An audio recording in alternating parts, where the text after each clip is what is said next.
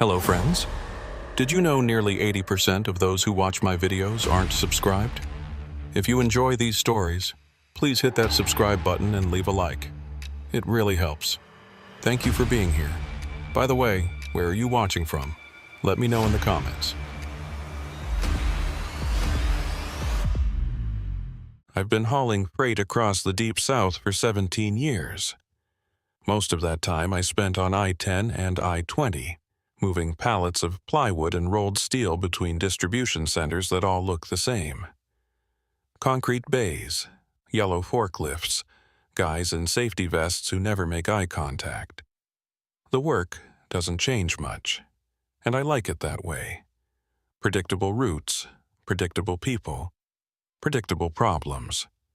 But every now and then, dispatch throws you something that doesn't fit the pattern, something that makes you second-guess the job, the route, and whether you should have just told them no. That's what happened the first week of September 2023. I was finishing up a run to Baton Rouge when my phone buzzed. Text from dispatch. Short and direct, the way Hoyt Brammer always sent them. Luther, need you southbound. Pick up in Terrebonne Parish. Chemical supplies. Night run. You good? I stared at the message for a minute, thumb hovering over the screen. Night runs through the bayou weren't my favorite, but the pay was better, and I needed to cover some repairs on the trailer hitch. I typed back, "Yeah, I'm good. Send the address." The pickup point was a warehouse off Route 311, about 40 minutes south of Thibodaux. I'd been through that area once or twice before, but never after dark. The roads down there are narrow, poorly lit, and surrounded by swamp on both sides. No shoulder to speak of, just blacktop and water. You stay focused or you end up in a ditch with gators circling your cab. I rolled out around 7 p.m., just as the sun was starting to sink below the tree line. The sky had that bruised look to it, purple and gray, with clouds stacking up in the west like something heavy was coming. The radio mentioned storms later, but nothing severe. I figured I'd be loaded and back on the interstate before it hit. The warehouse was exactly where they said it'd be. A low, rusted building surrounded by chain link and floodlights that barely worked. Two guys in coveralls loaded the pallets without saying much. I signed the paperwork, checked the straps, and got back on the road. The load wasn't especially heavy, maybe 12,000 pounds, but it was chemical-grade material, which meant I had to be careful with the turns. No hard braking, no sudden stops.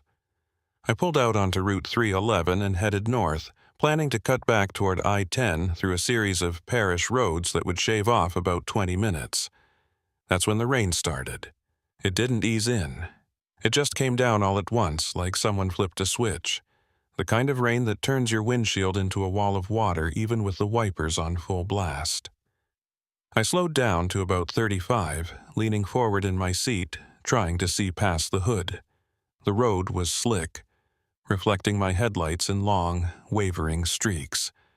I passed a boarded-up gas station, a rusted mailbox leaning into the ditch, and a handmade sign that said Fresh Boudin, nailed to a telephone pole.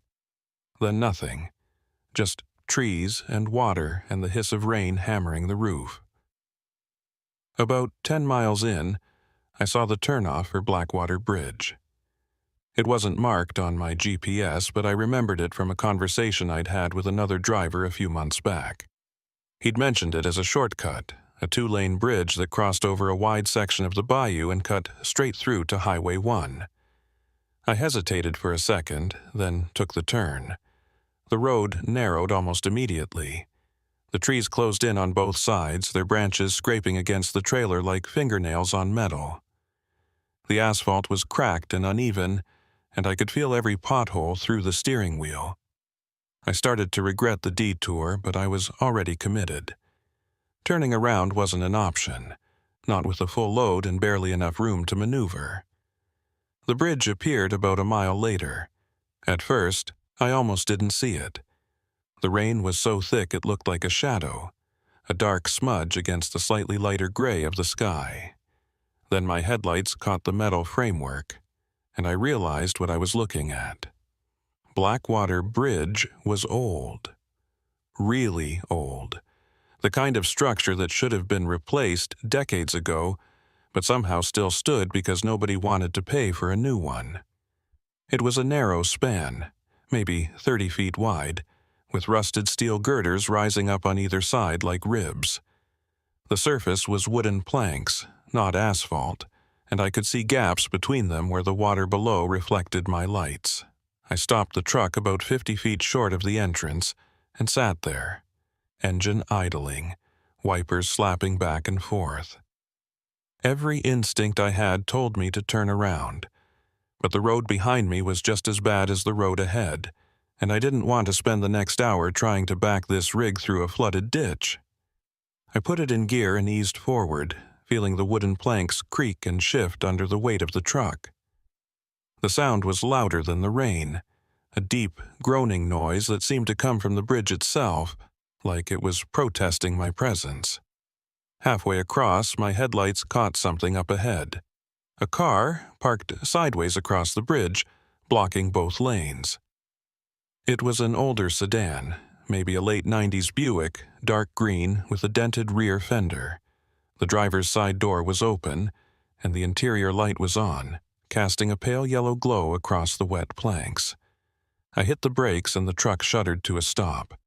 I sat there for a moment, staring at the car, trying to make sense of what I was seeing. The engine was off, no hazard lights, no one standing nearby. Just an empty car in the middle of a bridge, in the middle of a storm, in the middle of nowhere. I grabbed my flashlight from the door pocket and stepped out into the rain. The wind hit me immediately, cold and sharp, carrying the smell of wet wood and stagnant water. I walked toward the car, my boots making hollow thuds on the planks. The rain was so loud I couldn't hear anything else, not the river below, not the wind in the trees, just the endless roar of water hitting metal and wood and mud. I reached the driver's side door and shined the light inside. The seat was soaked. The steering wheel was turned hard to the left, and the keys were still in the ignition. On the passenger seat, I saw a purse, a cell phone, and a pair of glasses folded neatly on top of a folded map. I called out, my voice barely audible over the storm. "Hello? Anyone here?" No answer. I walked around to the other side, checked the back seat. Empty. I looked over the edge of the bridge down into the water below. It was black and fast-moving, churning around the support beams with a violence that made my stomach tighten. If someone had gone into that water, they weren't coming back out. Not alive, anyway. I went back to the car and tried the phone. Dead. The battery icon showed nothing, just a blank screen. I pocketed it anyway, figuring I'd hand it over to someone later, assuming I ever found someone to hand it to. I stood there for a moment, rain dripping off my jacket, trying to decide what to do. The smart move would have been to call the police, but I had no signal. The next smart move would have been to push the car out of the way, but it was in neutral and too heavy to move by hand. That left one option. I had to drive around it. The bridge was narrow, but there was just enough room on the left side to squeeze past if I went slow. I climbed back into the cab, shifted into first gear, and inched forward. My right mirror cleared the car by maybe 6 inches. My left tires were less than a foot from the edge of the bridge, and I could feel the planks shifting under me, bending slightly with each rotation of the wheels. I kept my eyes forward, hands locked on the wheel, breathing through my nose. One wrong move and I'd be over the side, taking 12,000 pounds of chemical supplies with me. I made it past the car and kept going, exhaling hard once I was clear. The rest of the bridge stretched out ahead of me, maybe another 100 feet. I could see the far side now, where the road picked up again and disappeared into the trees. I was almost there. Then I glanced in my rearview mirror, just a quick look to make sure the trailer was tracking straight. That's when I saw it. The car wasn't empty anymore. Someone was sitting in the driver's seat, staring straight ahead, hands on the wheel. A woman, I think, though I couldn't see her face clearly. Just the shape of her, motionless, framed by the dim glow of the interior light. I hit the brakes without thinking. The truck lurched to a stop, and I twisted around in my seat, staring back through the rain-streaked rear window. The car was still there, but the driver's seat was empty again. Just the open door, swinging slightly in the wind. I sat there, breathing hard, my heart pounding in my chest. I told myself it was a trick of the light, a reflection, something my tired brain had conjured up out of shadows and rain. But I didn't believe it. Not really. I put the truck back in gear and got off that bridge as fast as I dared. The moment my tires hit solid ground on the other side, I floored it, not caring about the load or the straps or the rain. I just wanted distance. I drove for another 10 minutes before I found a wide spot in the road and pulled over. I sat there with the engine running, hands shaking, staring at the dashboard. The clock said 9:47 p.m. I'd been on that bridge for less than 10 minutes, but it felt like an hour. I pulled out the phone I'd taken from the car and tried it again. Still dead. I set it on the passenger seat and rubbed my face, trying to think. I needed to report this. The car, the empty seat, the woman I'd seen, or thought I'd seen. But I didn't have a signal, and I didn't know where the nearest police station was. I decided to keep driving, find a town, find someone who could make sense of what I'd just witnessed. I merged back onto the road and headed north, keeping my speed steady, my eyes forward. I didn't look in the rearview mirror again. Not once. About 15 miles up the road, I passed a sign for a town called Greystone. Population 340. I took the exit and followed the main street until I found a gas station with lights on. It was a small place, 2 pumps and a building that looked like it used to be someone's house. I parked the truck off to the side and walked inside. The clerk was an older man, maybe 60, with gray hair and a saint's cap pulled low over his eyes. He looked up when I came in, nodded once, and went back to his magazine. "Excuse me," I said, walking up to the counter. "I need to use a phone. Mine's dead, and I just came from Blackwater Bridge. There's a car out there, abandoned. I think someone might be in trouble." The man looked at me, his expression unreadable. He set the magazine down slowly, folded his hands on the counter, and said, "You crossed Blackwater Bridge tonight?" I nodded. "Yeah, about 20 minutes ago. There was a car blocking the road, driver's side door open. No one inside, but I think I saw someone." The man stared at me for a long moment. Then he reached under the counter and pulled out an old rotary phone, the kind with a cord that coiled like a spring. He set it in front of me and said, "You can use this. But before you call anyone, you should know something. That bridge, it's got a history.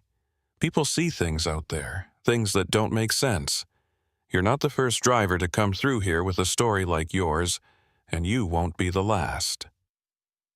I picked up the phone, my hand hovering over the dial. "What kind of history?" I asked. The man leaned back, crossing his arms.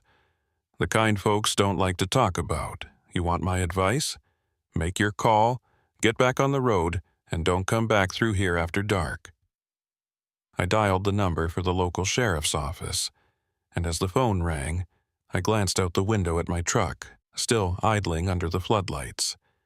The rain had slowed to a drizzle, and the night felt heavier than it should have.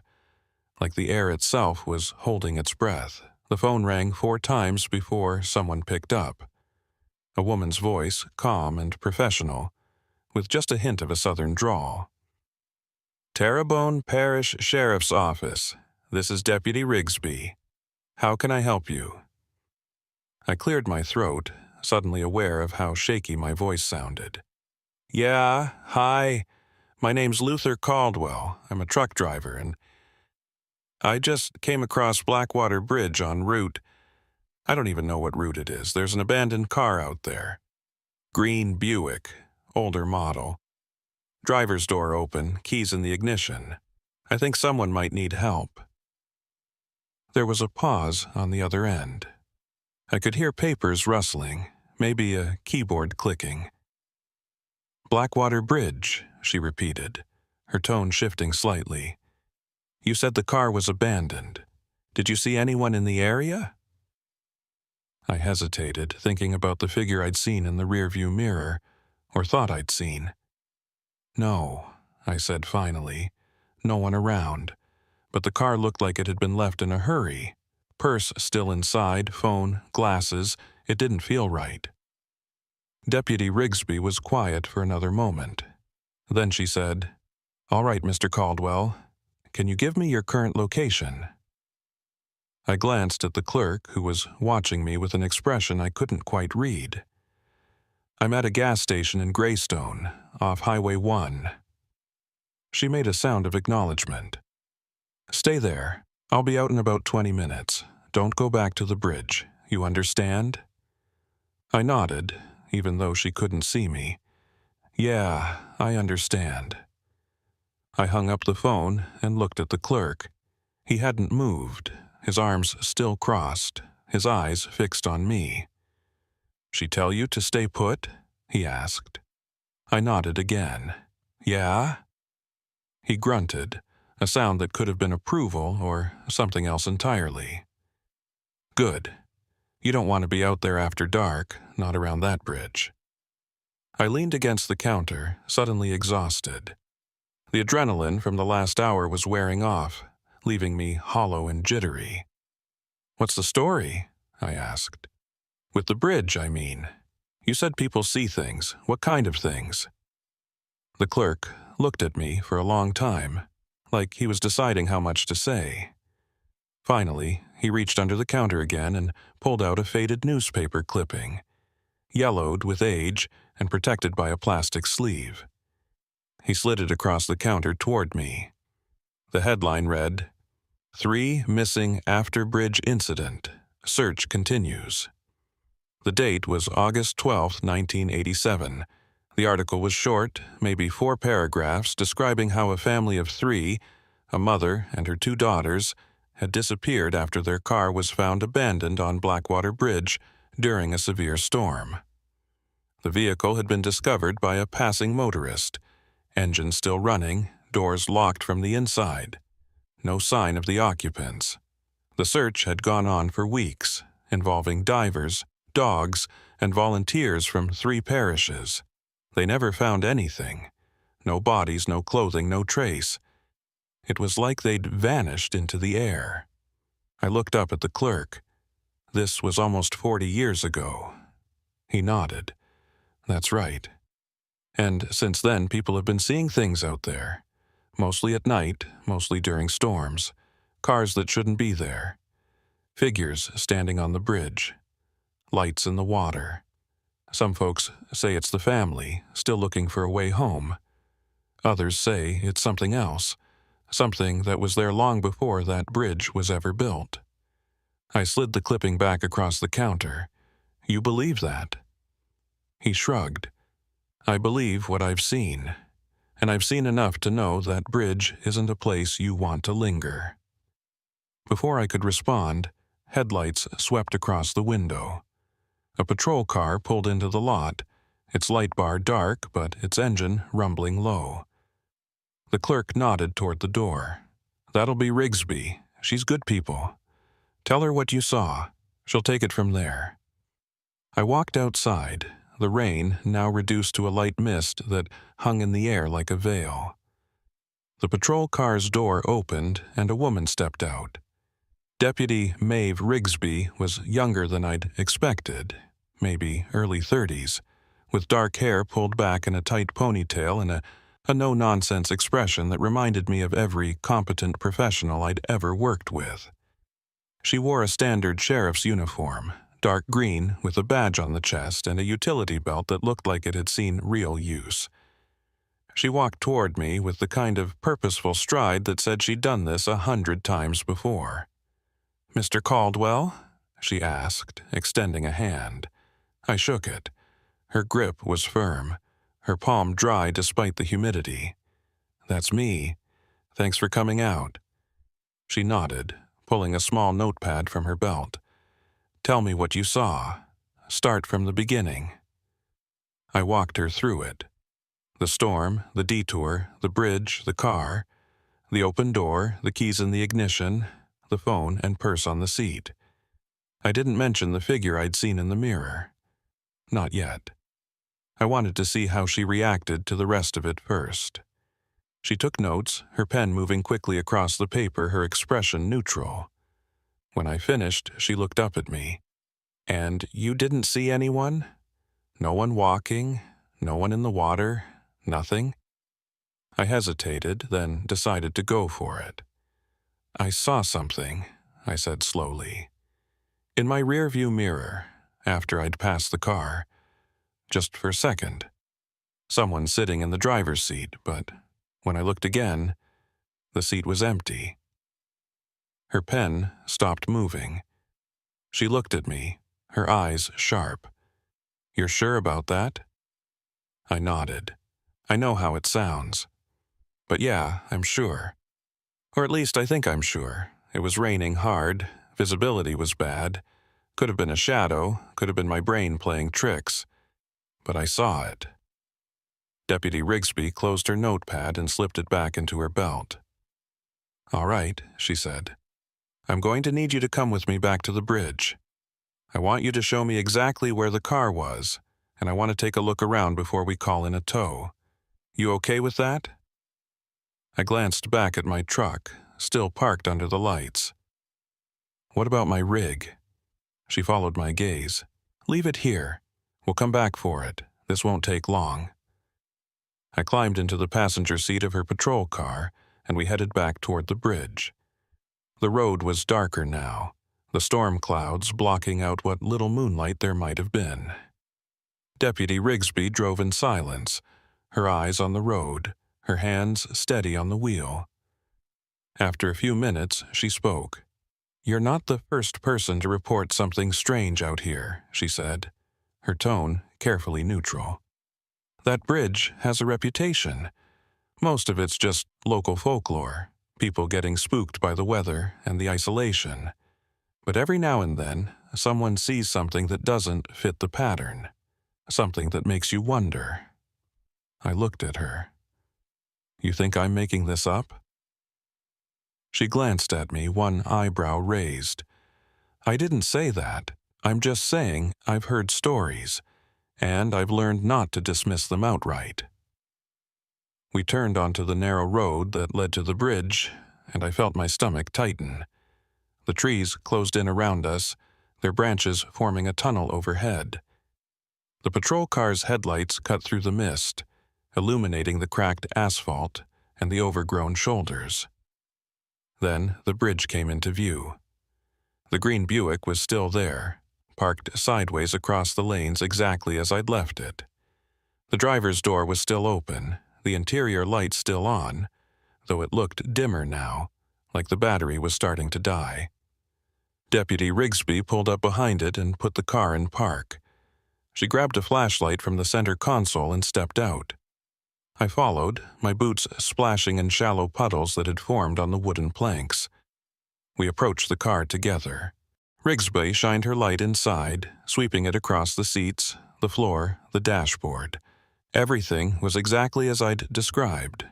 Keys in the ignition, purse on the passenger seat, glasses folded neatly on top of the map. She leaned in, checking the glove compartment, the center console, the back seat. Then she stepped back and circled the car, her light tracing the outline of the vehicle. When she reached the rear bumper, she stopped. "Mr. Caldwell," she said, her voice tight. "Come look at this." I walked over, my pulse quickening. She was shining her light at the ground behind the car, at a spot where the wooden planks met the steel framework of the bridge. There, pressed into a thin layer of mud that had accumulated in the gap, was a handprint, small, delicate, clearly feminine, and next to it another one, and another, They led from the car toward the edge of the bridge toward the railing, and then they stopped. Deputy Rigsby crouched down, studying the prints. She pulled out her phone and took several photos, the flash illuminating the scene in stark white bursts. Then she stood and walked to the railing, shining her light down into the water below. I joined her, gripping the cold metal, staring into the blackness. The river was moving fast, churning and hissing against the support beams. If someone had gone over, they were long gone by now. "We need to call this in," Rigsby said, pulling her radio from her belt. She keyed the mic and spoke quickly, requesting backup, a dive team, and a tow truck. Her voice was calm, professional, but I could hear the tension underneath. When she finished, she clipped the radio back onto her belt and looked at me. "I'm going to need you to stay here while I check the underside of the bridge. There's a maintenance access point about 50 feet back. Sometimes people go down there, especially if they're trying to hide or get out of the weather." I nodded, though the idea of staying on that bridge alone made my skin crawl. She walked back toward the patrol car, grabbed a longer flashlight and a coil of rope from the trunk, and headed toward the far end of the bridge. I watched her disappear into the shadows, her light bobbing as she descended. Then I turned back to the Buick, staring at the open door, the empty seat. The interior light flickered once, twice. Then it went out completely, plunging the car into darkness. I stepped closer, my own flashlight raised, and peered inside. The keys were gone. I froze, my breath catching in my throat. I'd seen them there not 5 minutes ago, hanging from the ignition. But now the column was empty. I backed away slowly, my eyes scanning the interior, looking for any sign of movement. Nothing. Just the empty seat, the forgotten purse, the glasses that no one would ever wear again. I heard a shout from below, Deputy Rigsby's voice, sharp and urgent. I ran to the railing and looked down. Her flashlight was moving erratically, sweeping back and forth across the support beams. Then it stopped, focused on something I couldn't see from my angle. "Caldwell!" she yelled. "Get down here, now!" I found the access point, a rusted ladder bolted to the side of the bridge, and climbed down as fast as I dared. The rungs were slick with moisture, and I could feel the bridge swaying slightly in the wind. When I reached the bottom, I found myself standing on a narrow maintenance platform, maybe 3 feet wide, suspended above the churning water. Deputy Rigsby was 20 feet ahead, crouched near one of the support beams, her light fixed on something wedged between the steel and the concrete. I made my way toward her, gripping the railing with one hand, my flashlight with the other. When I got close enough to see what she was looking at, I felt my stomach drop. It was a shoe, a woman's shoe, brown leather, scuffed and waterlogged, with the laces still tied. And inside it, barely visible in the beam of Rigsby's light, was something pale, something that looked like bone. She didn't look at me, her eyes locked on the discovery. "We're going to need that dive team sooner than I thought," she said quietly. Then she stood and keyed her radio again, her voice steady despite what we'd just found.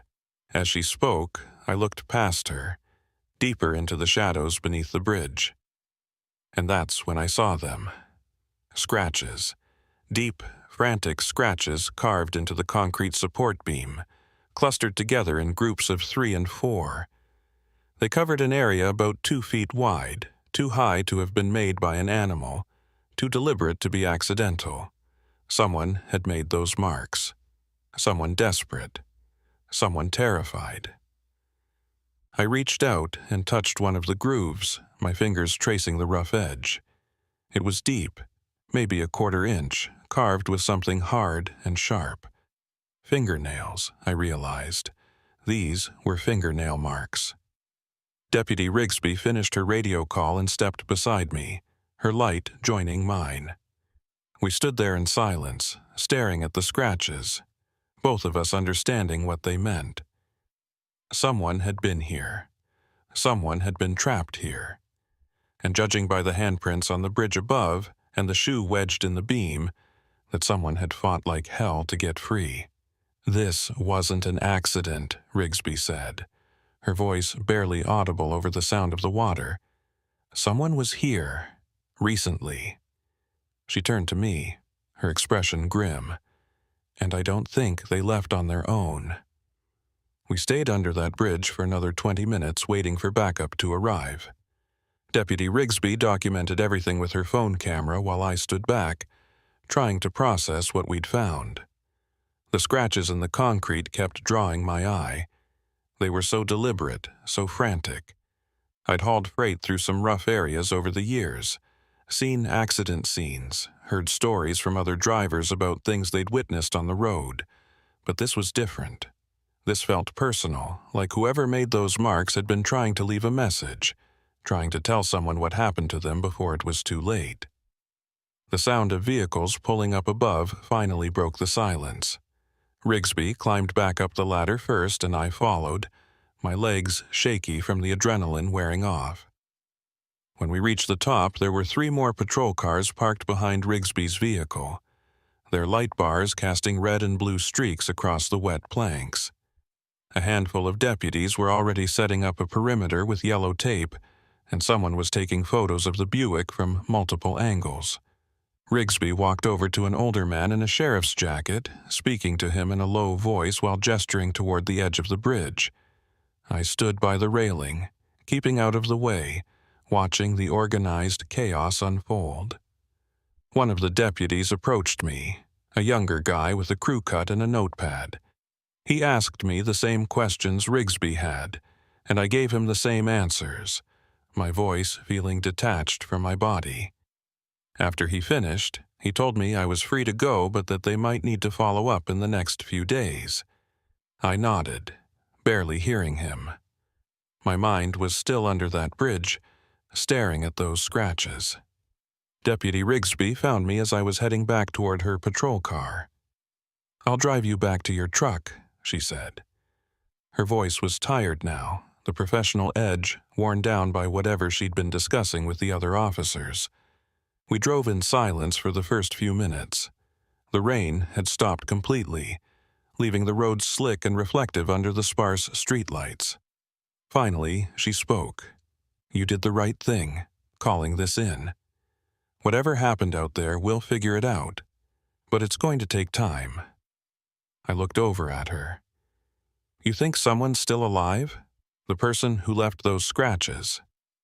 She kept her eyes on the road, her jaw tight. "I don't know. The shoe we found, it's been in the water for a while. Could be days, could be weeks.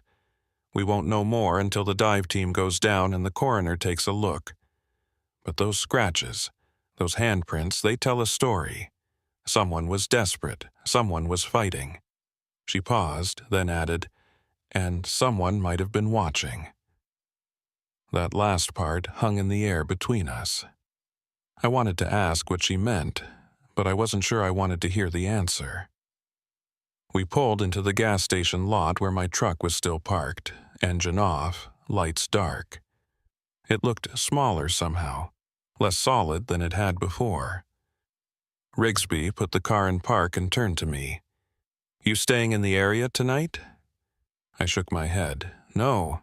I need to get this load to the depot by morning. I'll find a motel up the road, grab a few hours of sleep, and finish the run." She reached into her pocket and pulled out a business card, handing it to me. "If you think of anything else, anything at all, call me. Doesn't matter what time." I took the card and slipped it into my wallet. "I will. And hey, deputy, be careful out there. That bridge, it doesn't feel right." She gave me a thin smile. "I've been working this parish for 8 years. I know which places feel wrong. Blackwater's been on that list since day 1. I climbed out of the patrol car and walked over to my truck, unlocking the cab and hauling myself up into the driver's seat. The interior smelled like stale coffee and diesel, familiar and grounding. I started the engine and it rumbled to life, the gauges flickering before settling into their normal positions. Rigsby was still parked behind me, watching. I gave her a small wave, then pulled out of the lot and headed north on Highway 1. The road was empty, just me and the occasional set of taillights in the distance. I tried to focus on the drive, on the rhythm of the engine and the hum of the tires on wet asphalt, but my mind kept drifting back to the bridge, the abandoned car, the figure in the mirror, the scratches. I turned on the radio, flipping through stations until I found something with a steady beat, hoping it would drown out the thoughts circling in my head. It didn't work. About 30 miles up the road, I saw a sign for a truck stop. Gravel parking lot, a squat building with a neon sign that said fuel and food, and a cluster of rigs parked in uneven rows. I pulled in and found a spot near the back, away from the overhead lights.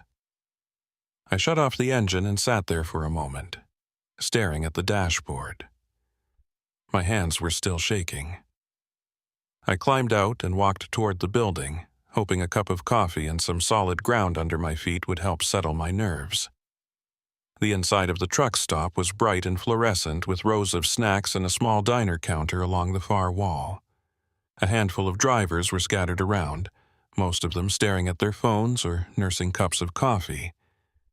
I walked up to the counter and ordered a large black coffee and a sandwich. I wasn't sure I'd be able to eat. The woman behind the register rang me up without making eye contact, and I took my food to a corner booth near the window. I was halfway through the coffee when someone slid into the seat across from me.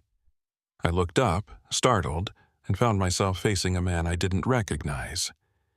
He was maybe 50, with a weathered face, graying hair pulled back in a ponytail, and coveralls stained with grease and dirt. He had the look of someone who worked with his hands for a living, someone who'd spent most of his life outdoors. "You're the driver who found the car," he said. It wasn't a question. I set down my cup slowly, my pulse quickening. "How do you know that?" He leaned back, crossing his arms. "Small parish. Word travels fast, especially when it involves Blackwater Bridge. I heard it on the scanner about an hour ago. Abandoned vehicle. Possible evidence of foul play. Trucker from out of town called it in." He studied me for a moment, his eyes sharp. "Name's Hoyt Brammer. I run a garage a few miles south of here. I've pulled more cars out of that bayou than I care to count." I relaxed slightly, though I kept my guard up.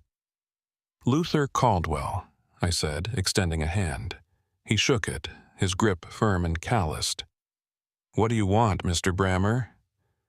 He glanced around the diner, making sure no one was listening, then leaned forward. "I want to know what you saw out there. The real story, not the sanitized version you gave the deputies." I frowned. I told them everything. He shook his head.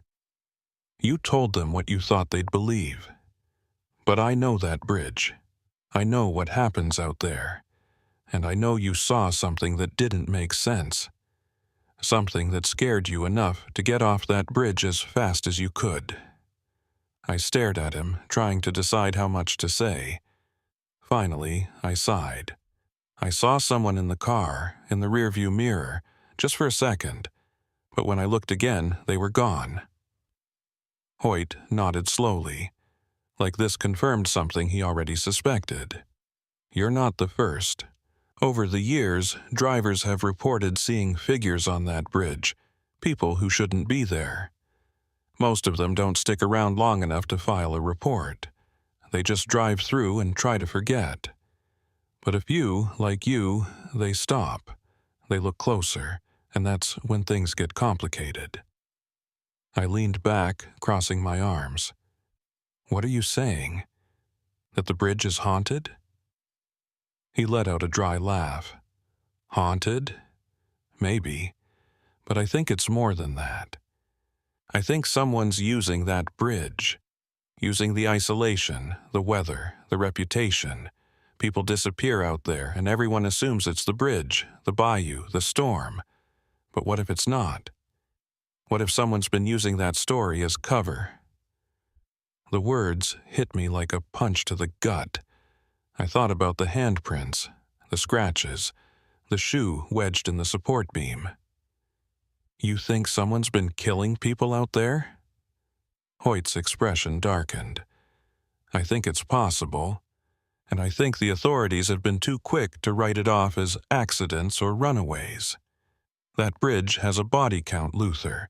It's been adding up for years, but no one wants to admit that there might be a pattern. I felt sick. Why are you telling me this? He looked at me steadily. Because you found something tonight. Something that might finally prove what I've been saying. And because I think you're the kind of person who won't just walk away. He reached into his pocket and pulled out a folded piece of paper, sliding it across the table. This is a list of people who've gone missing near that bridge over the last 20 years. 11 names. Some of them were written off as drownings, some as runaways. One was never officially reported because the family didn't trust the police. I unfolded the paper and scanned the names. They were written in neat handwriting, each one followed by a date and a brief description. Sarah Treadwell, August 1987, age 34. 2 daughters, ages 9 and 12. Vehicle found on bridge, occupants missing. That was the family from the newspaper clipping the gas station clerk had shown me. The list continued, each entry more unsettling than the last. The most recent one was dated April 2023, just 5 months ago. Iris Fontenot, April 2023, age 28. Vehicle found on bridge, driver missing. Presumed drowned. I looked up at Hoyt. You think all of these are connected? He nodded. I do, and I think whoever's responsible has been operating for decades. They know the area, they know when to strike, and they know how to make it look like an accident. I folded the paper and slipped it into my jacket pocket. What do you want me to do with this? Hoyt leaned back, his expression grim. Show it to Deputy Rigsby. She's one of the good ones. She'll listen, and if she doesn't, then at least you tried. He stood up, preparing to leave, then paused. One more thing. If you go back out there, and I'm guessing you will, don't go alone, and don't go at night. That bridge has rules, Luther, and if you break them, you might not make it off. He walked away before I could respond, disappearing through the door and into the parking lot. I sat there for a long time, staring at the list in my pocket, trying to decide what to do next. The smart move would have been to hand it over to Rigsby and let her handle it. But something about Hoyt's words stuck with me. You're the kind of person who won't just walk away. Was I? I'd spent 17 years hauling freight, keeping my head down, staying out of trouble. But tonight had changed something. I'd seen something I couldn't unsee, found something I couldn't ignore. I finished my coffee, left a tip on the table, and walked back out to my truck. The parking lot was quieter now, most of the other drivers already asleep in their cabs. I climbed into mine, locked the doors, and pulled out the business card Rigsby had given me. I stared at it for a moment, then dialed the number. It rang 3 times before she picked up. Rigsby. Her voice was clipped, distracted. Deputy, it's Luther Caldwell. I just talked to someone. A mechanic named Hoyt Brammer. He gave me a list of people who've gone missing near Blackwater Bridge over the last 20 years. I think you need to see it. There was a long pause on the other end. Then, where are you? I told her the name of the truck stop. Stay there, she said. I'll be there in 20 minutes. She hung up before I could say anything else. I leaned back in the seat, staring out at the dark parking lot, and wondered what the hell I'd just gotten myself into. Rigsby arrived 18 minutes later, pulling up in her patrol car with the lights off. She climbed out and walked over to my truck, and I handed her the list through the open window. She read it by the light of her flashlight, her expression unreadable. When she finished, she looked up at me. Where did Hoyt get this? I shrugged. He didn't say, but he thinks someone's been using the bridge to cover up murders. He thinks there's a pattern. She folded the list and slipped it into her pocket. Hoyt Brammer's been pushing this theory for years. Most people think he's paranoid, but after tonight, I'm starting to wonder if he's onto something. She glanced back toward the road, then at me. Did he say anything else? I thought about his warning. He said not to go back out there alone, and not at night. Rigsby nodded slowly. Good advice. That bridge is going to be an active crime scene for at least the next few days. We'll have officers stationed there around the clock. If someone's been using it, they're not going to be able to now. She paused, then added, but if Hoyt's right, and there is someone out there, they're going to be looking for another place, another opportunity. I felt a chill run down my spine. You think they'll try again? She met my eyes, her expression hard. I think people who do this kind of thing don't just stop. They adapt.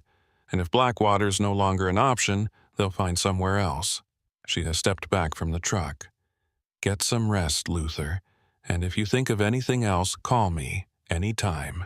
I watched her drive away, then sat in the cab for another hour, staring at the ceiling, unable to sleep. My mind kept circling back to the bridge, to the scratches, to the list of names in Rigsby's pocket. 11 people over 20 years. Maybe more that Hoyt hadn't found. And somewhere out there, someone who'd been getting away with it for decades. I finally managed to doze off around 3 a.m., but the sleep was thin and restless, broken by dreams of dark water and scratching sounds that seemed to come from inside the walls of the cab. When I woke up just after dawn, my neck was stiff and my head was pounding. I started the engine, pulled out of the truck stop, and headed north toward the depot. I had a delivery to make, a schedule to keep, but I couldn't shake the feeling that this wasn't over, that whatever had happened on Blackwater Bridge was still unfolding, and I was caught in the middle of it. 2 days later, I was back home in Shreveport when my phone rang. It was Deputy Rigsby. "Luther, we found something," she said, her voice tight. The dive team recovered a body from the river. Female, late 20s, consistent with the description of Iris Fontenot, the woman who went missing in April. I sat down heavily on the couch. Jesus. Rigsby continued. The coroner's preliminary report says she didn't drown. She was already dead when she went into the water. Blunt force trauma to the head. We're calling it a homicide. My stomach twisted. So Hoyt was right. There was a pause. It's looking that way. We're reopening several of the cases on his list, and we've got a few leads we're following up on. But Luther, I need you to be careful. If someone realizes you were the one who found the car, who started all of this, they might come looking for you. I thought about the figure I'd seen in the rearview mirror, the keys that had vanished from the ignition. You think they already know?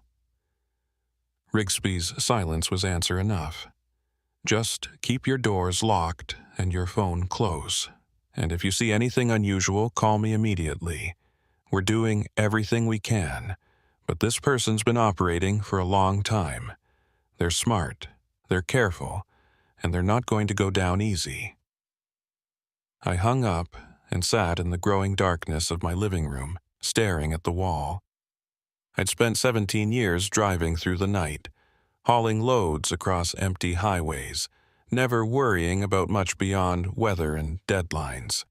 But now, every shadow seemed heavier, every sound sharper. I kept thinking about those scratches under the bridge, about the desperate, frantic energy they carried. Someone had fought hard to survive, and they'd lost. That night, I couldn't sleep. I kept getting up, checking the locks, looking out the windows. Every car that passed seemed to slow down just a little too much. Every sound in the street made my heart race. Around 2 a.m., I gave up trying to rest and made a pot of coffee.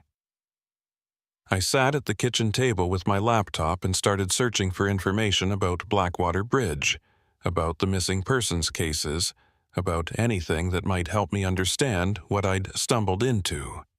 What I found didn't make me feel any better.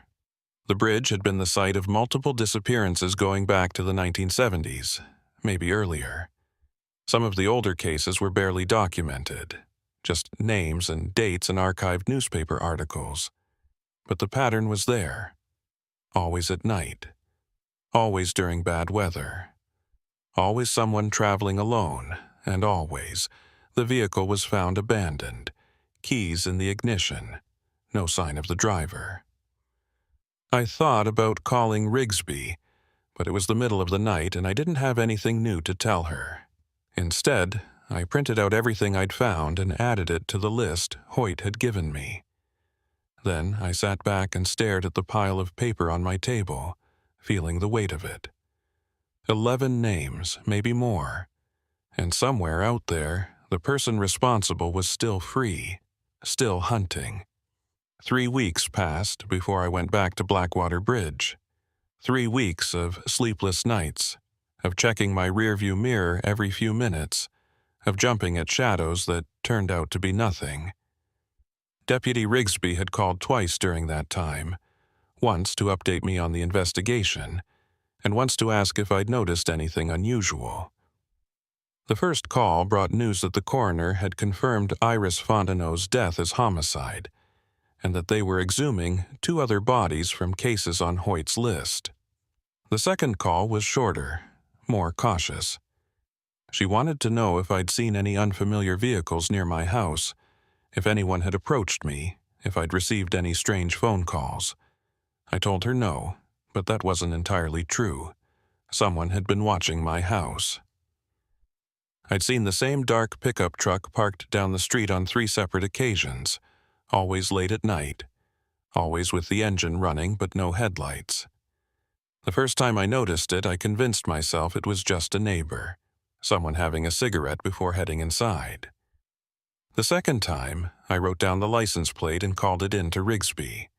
She ran it through the system and told me it came back to a salvage yard in Lafayette, reported stolen 2 months ago. The third time I saw it, I grabbed my tire iron and walked toward it. The truck peeled out before I got within 50 feet, tires screeching as it disappeared around the corner. After that, I started keeping a crowbar under my pillow and my phone on the nightstand, ringer turned all the way up. I stopped taking night runs, started parking in well-lit areas, and avoided any route that took me near Terrebonne Parish. But the fear didn't go away. It settled into my chest like a weight, pressing down every time I climbed into the cab, every time I checked my mirrors, every time the sun started to set. I wasn't sleeping, I wasn't eating right, and I sure as hell wasn't thinking straight. That's probably why I decided to go back. I told myself it was because I wanted to see if the police had found anything new, if there were any updates I hadn't heard about. But the truth was simpler and stupider. I needed to face it. I needed to stand on that bridge again and prove to myself that it was just a place, just wood and steel and concrete. Nothing more. I waited until mid-morning on a Thursday, when the sun was high and the weather was clear. I didn't tell Rigsby I was going. I didn't tell anyone. The drive down felt longer than it should have. Every mile marker seemed to stretch. Every curve in the road felt sharper. I kept the radio off, preferring the silence to the chatter of DJs and commercials. My hands were tight on the wheel, my jaw clenched. I passed the gas station where I'd met the clerk with the newspaper clipping and I slowed down, considering stopping. But I didn't. I kept driving, following the narrow road that led to the bridge. When I reached the turnoff, I saw that the access road had been blocked with orange cones and a wooden sawhorse. A laminated sign zip-tied to the sawhorse read, "Road closed. Active investigation. No unauthorized access." I pulled over onto the shoulder and shut off the engine. For a moment, I just sat there, staring at the sign. Then I grabbed my flashlight from the door pocket, climbed out, and walked around the barricade. The road looked different in daylight. Less threatening, but somehow more desolate. The trees were still dense, their branches forming a canopy overhead, but without the rain and the darkness, I could see the details I'd missed before. The deep ruts in the asphalt, the way the road tilted slightly to the right, like it had been settling unevenly for years. The tire tracks that crisscrossed the dirt shoulders, some fresh, some old and overgrown with weeds. I walked slowly, listening to the sound of my boots on the cracked pavement, the distant call of birds somewhere in the swamp. The bridge came into view after about 10 minutes of walking. In daylight, it looked even worse than I remembered. The wooden planks were warped and rotted in places, gaps between them wide enough to see the water below. The steel girders were covered in rust, streaked with orange and brown like old blood. The railing was bent in several spots, and one section near the far end had collapsed entirely, leaving a jagged opening where someone could easily fall through. I stopped at the entrance, staring at the place where the green Buick had been parked. The car was gone now, towed away by the police, but I could still see the faint outline where its tires had rested, pressed into the thin layer of silt that had accumulated on the planks. I stepped onto the bridge, feeling it shift slightly under my weight. The wood creaked, a sound that made my stomach tighten. I walked slowly toward the center, where I'd seen the handprints leading toward the railing. They were gone now, washed away by rain or obscured by foot traffic from the investigators. But I knew where they'd been. I stopped at the spot and looked down into the water. It was clearer in the daylight, moving fast, but not churning the way it had during the storm. I could see the support beams below, covered in algae and debris, and the narrow maintenance platform where Rigsby and I had found the shoe. I thought about climbing down, retracing the steps we'd taken that night, but something stopped me. A feeling. The same feeling I'd had when I first crossed this bridge, the sense that I was being watched. I turned slowly, scanning the trees on both sides of the road, the shadows between the trunks, the dense undergrowth that lined the banks. Nothing moved. No birds, no wind, no sound except the water below. It was too quiet, unnaturally quiet. I started walking again, heading toward the far end of the bridge. My boots echoed on the planks, each step sounding louder than it should have. I was halfway across when I saw it. A piece of fabric, snagged on one of the rusted bolts that held the railing together. It was small, maybe 2 inches square, pale blue and torn along one edge. I crouched down and examined it without touching it. It looked like it had come from a shirt or a blouse, the kind of lightweight material someone might wear in summer. I pulled out my phone and took a picture, then stood and kept walking. At the far end of the bridge, where the road continued into the trees, I found something else. Tire tracks, fresh ones, cutting through the mud and gravel. They were wide, consistent with a truck or a large SUV, and they led off the main road onto a narrow path that I hadn't noticed before. The path was overgrown, barely visible, but the tracks were clear. Someone had driven through here recently, within the last few days. I followed the tracks for about 50 feet, pushing through low-hanging branches and thorny bushes, until the path opened up into a small clearing. The clearing was maybe 20 feet across, surrounded by dense trees and thick underbrush. In the center, there was a fire pit, blackened stones arranged in a circle with ash and charred wood in the middle. Around the pit, I saw beer cans, cigarette butts, and a few pieces of trash, fast food wrappers and empty plastic bottles. It looked like a place where people came to drink, to party, to get away from the main road. But something about it felt wrong. The fire pit was too clean, too deliberately arranged, and the trash, it was all concentrated in one area, like someone had swept it into a pile. I walked closer, my flashlight raised even though it was daylight. That's when I saw the cooler.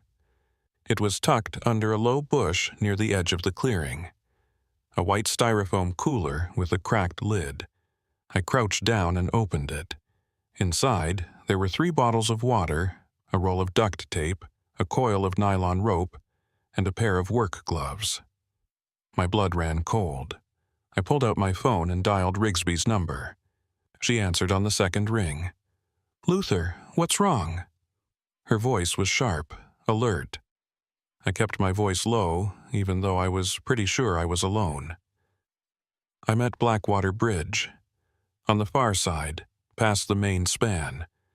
I found a clearing with a fire pit, and there's a cooler here with rope, duct tape, and gloves. Deputy, I think this is a staging area. I think someone's been using this place. There was a pause, then I heard her moving, the sound of keys jingling. "Stay where you are. Do not touch anything else." "I'm on my way, 10 minutes. She hung up. I backed away from the cooler, my heart pounding. I turned to head back toward the bridge, but I stopped.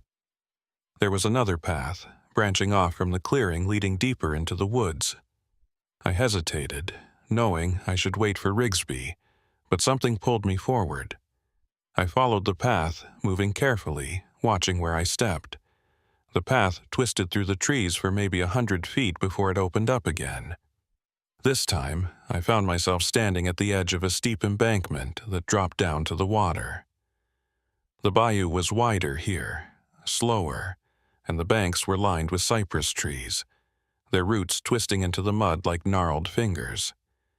And there, halfway down the embankment, I saw something that made my stomach lurch. A tarp, old and stained, partially covered with leaves and branches.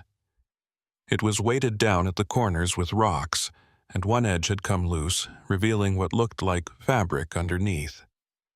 I climbed down the embankment, sliding on the wet mud, grabbing at roots and branches to keep from falling. When I reached the tarp, I pulled back the loose corner. Underneath, I found clothes, women's clothes, a shirt, a pair of jeans, a jacket. They were folded, not crumpled, arranged neatly like someone had placed them there deliberately. I lifted the shirt and saw a name tag pinned to the collar. Iris Bayou Diner. My hands started shaking. This was Iris Fontenot's uniform, the woman whose body had been pulled from the river, the woman who died from blunt force trauma before she ever hit the water. I dropped the shirt and backed away, my boots slipping on the mud. I needed to get out of here. I needed to get back to the bridge, back to my truck, back to somewhere with people and lights and safety.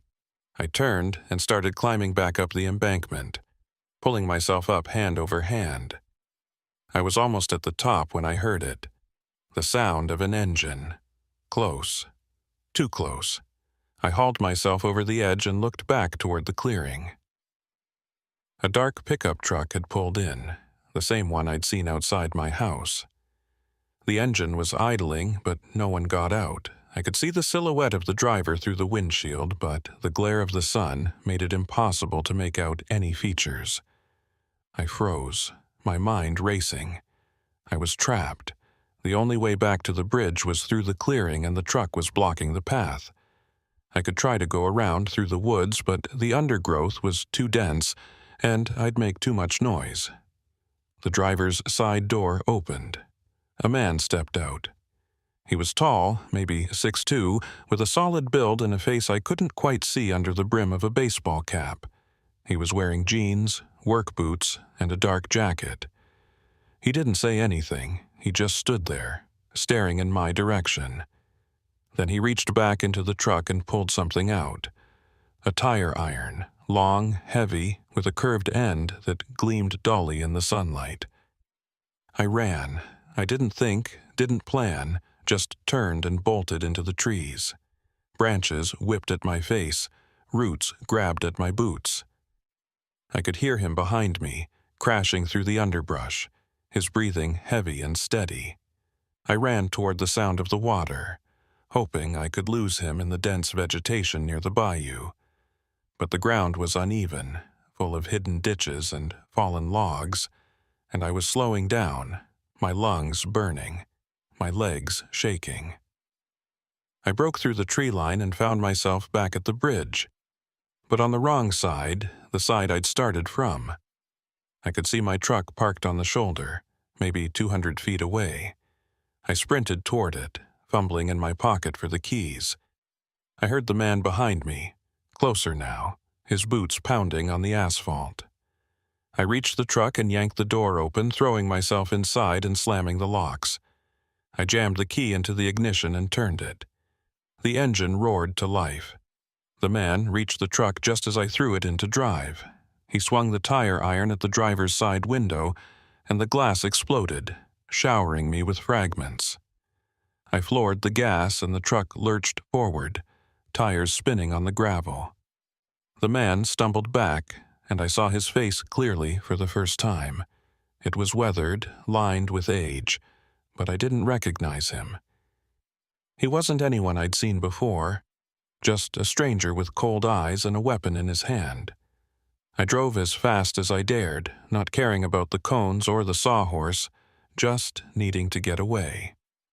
In my rearview mirror, I saw him standing in the middle of the road, watching me go. He didn't chase me. He didn't need to. He knew where I lived. He'd already been to my house. He could find me whenever he wanted. I made it back to Highway 1 and pulled into the first gas station I saw.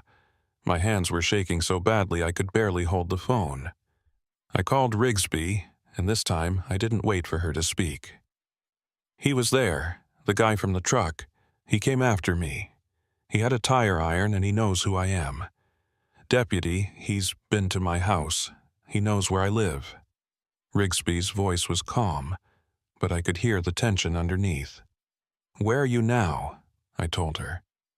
Stay there. Stay in a public place.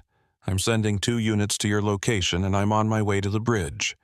Luther, I need you to stay on the line with me until my officers arrive. Can you do that?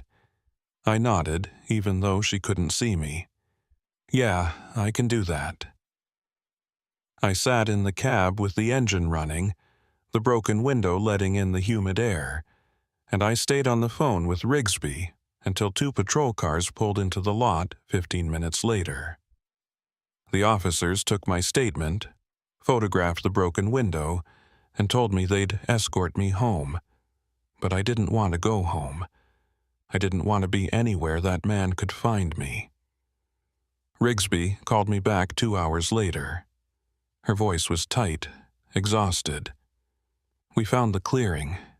We found the cooler, the tarp, the clothes, and we found something else, a second vehicle, abandoned about a mile from the bridge. It matches the description of a car reported missing 3 days ago. The driver was a woman from Houma, traveling alone. We've issued an APB for the truck you described, and we're setting up roadblocks on all the major routes out of the parish. I closed my eyes, feeling sick. Do you think she's still alive? Rigsby was quiet for a moment. I don't know, but we're doing everything we can. She paused, then added, Luther, I need you to understand something. You did the right thing. You found evidence that's going to help us stop this person, but you also put yourself in danger, and I can't guarantee your safety if you go back out there. I laughed, a bitter sound. I'm not going back. I'm done with that bridge. I'm done with this whole damn parish. But even as I said it, I knew it wasn't true. I'd be looking over my shoulder for the rest of my life. Every dark truck, every stranger's face, every shadow in my rearview mirror. I'd never be free of it. The investigation continued for months. Rigsby kept me updated when she could, but the details were sparse. They never found the man who chased me. The truck was located burned out in a field near the Texas border, stripped of anything that could identify the owner. The woman from Houma was found 2 weeks later, alive, wandering along a back road with no memory of what had happened to her. The doctor said it was trauma-induced amnesia, that her mind had blocked out whatever she'd experienced. Maybe that was a mercy. They exhumed 4 more bodies, all matching cases from Hoyt's list. All ruled homicides. The FBI got involved, opened a task force, started connecting dots across state lines. But the man responsible stayed gone, vanished like smoke. Rigsby told me they had theories, suspects, persons of interest, but no arrests, no closure, just a growing list of victims and a bridge that still stood, waiting. I quit long-haul trucking 6 months after that day. Took a job at a distribution center in Shreveport, day shifts only, no overnight runs. I sold my rig, bought a sedan, and started sleeping with the lights on. Some nights I still dream about that bridge. The scratches in the concrete, the handprints on the planks, the face I saw in the mirror, there and then gone. And sometimes in those dreams I'm back under the bridge, staring at those desperate claw marks, and I realize they're not old. They're fresh, and they're mine. I haven't been back to Terrebonne Parish since. I take the long way around, even if it adds hours to the drive. Because some shortcuts aren't worth it. Some roads lead places you can't come back from, and some bridges, once you cross them, you carry with you forever. Blackwater Bridge is still there, still standing. They never tore it down. And every now and then, late at night when I can't sleep, I wonder if someone else has found it.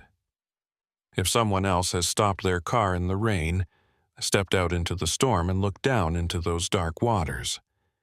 And if they did, I wonder if they made it off alive, because I'm not sure I did.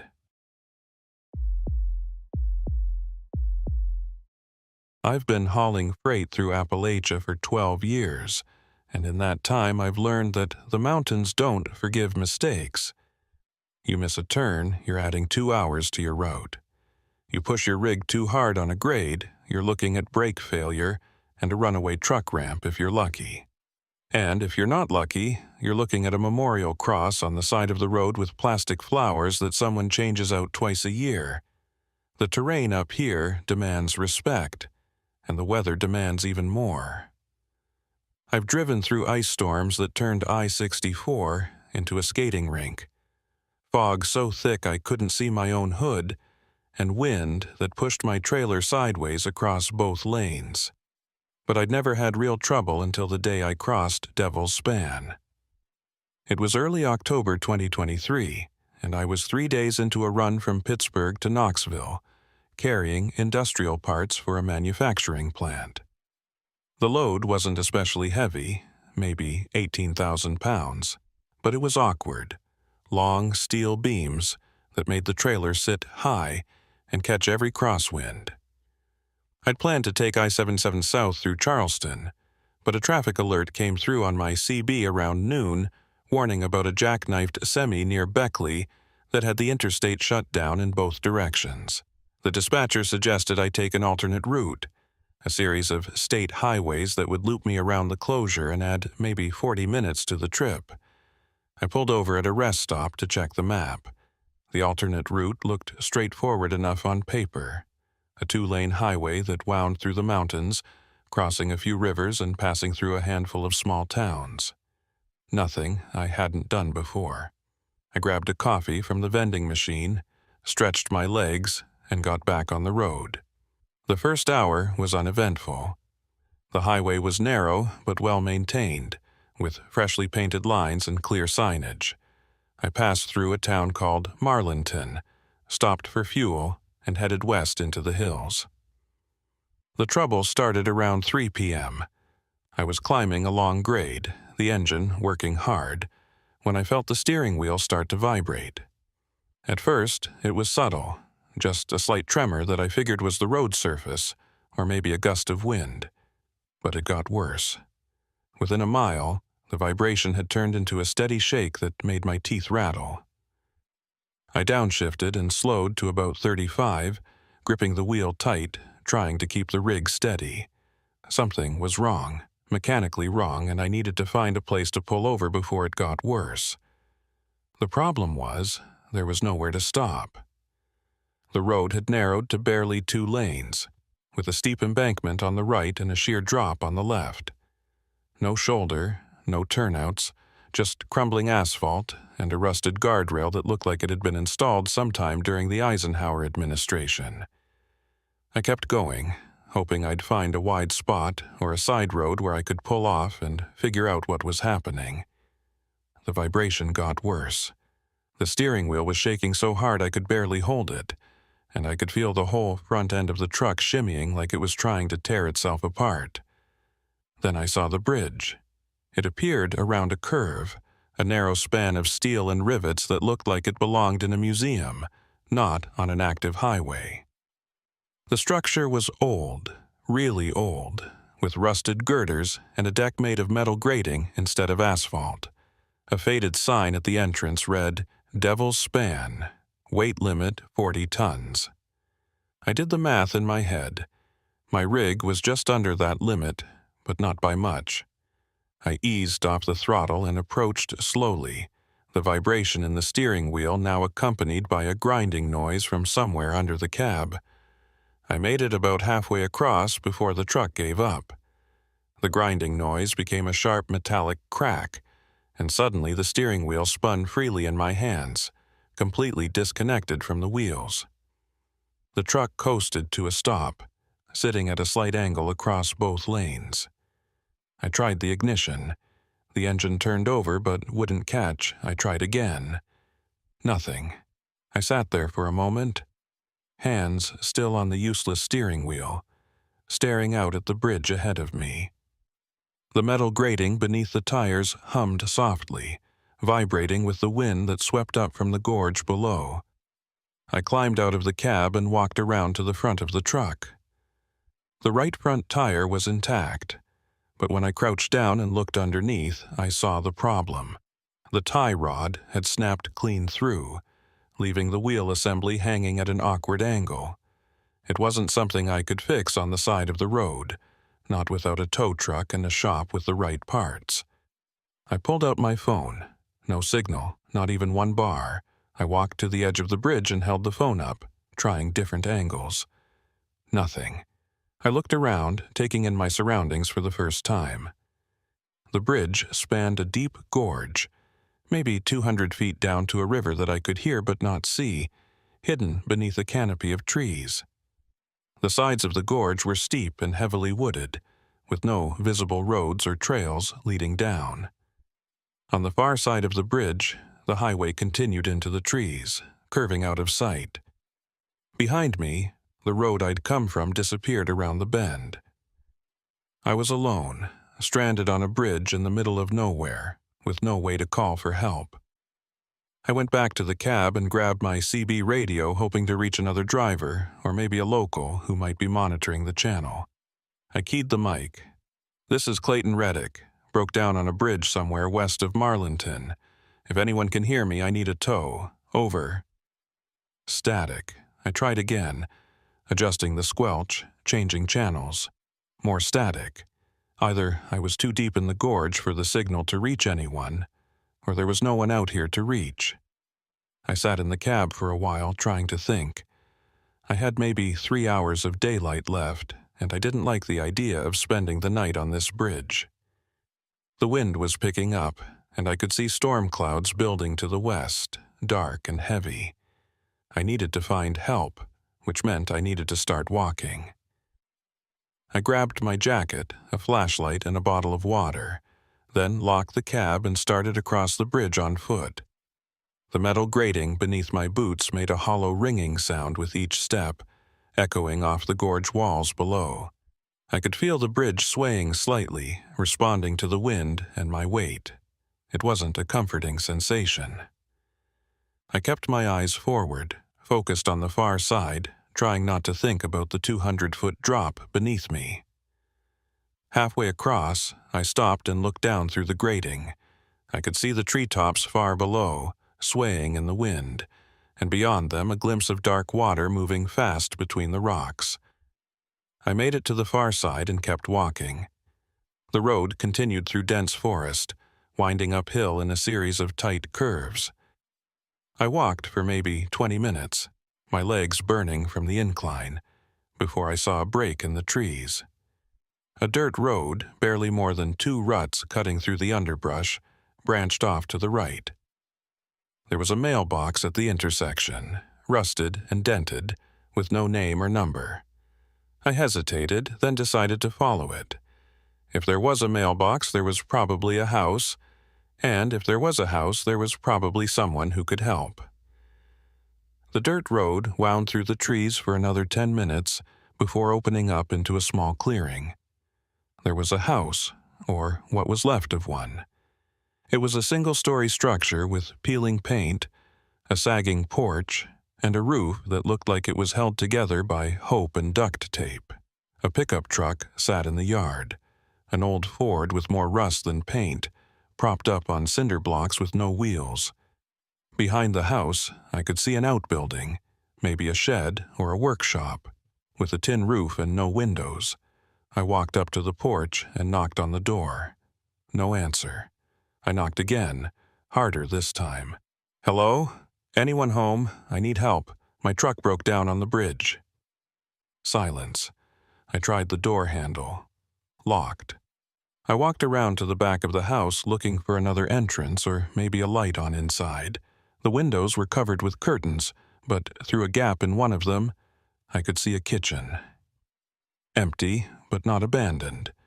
There were dishes in the sink, a coffee pot on the counter, a calendar on the wall marked with dates.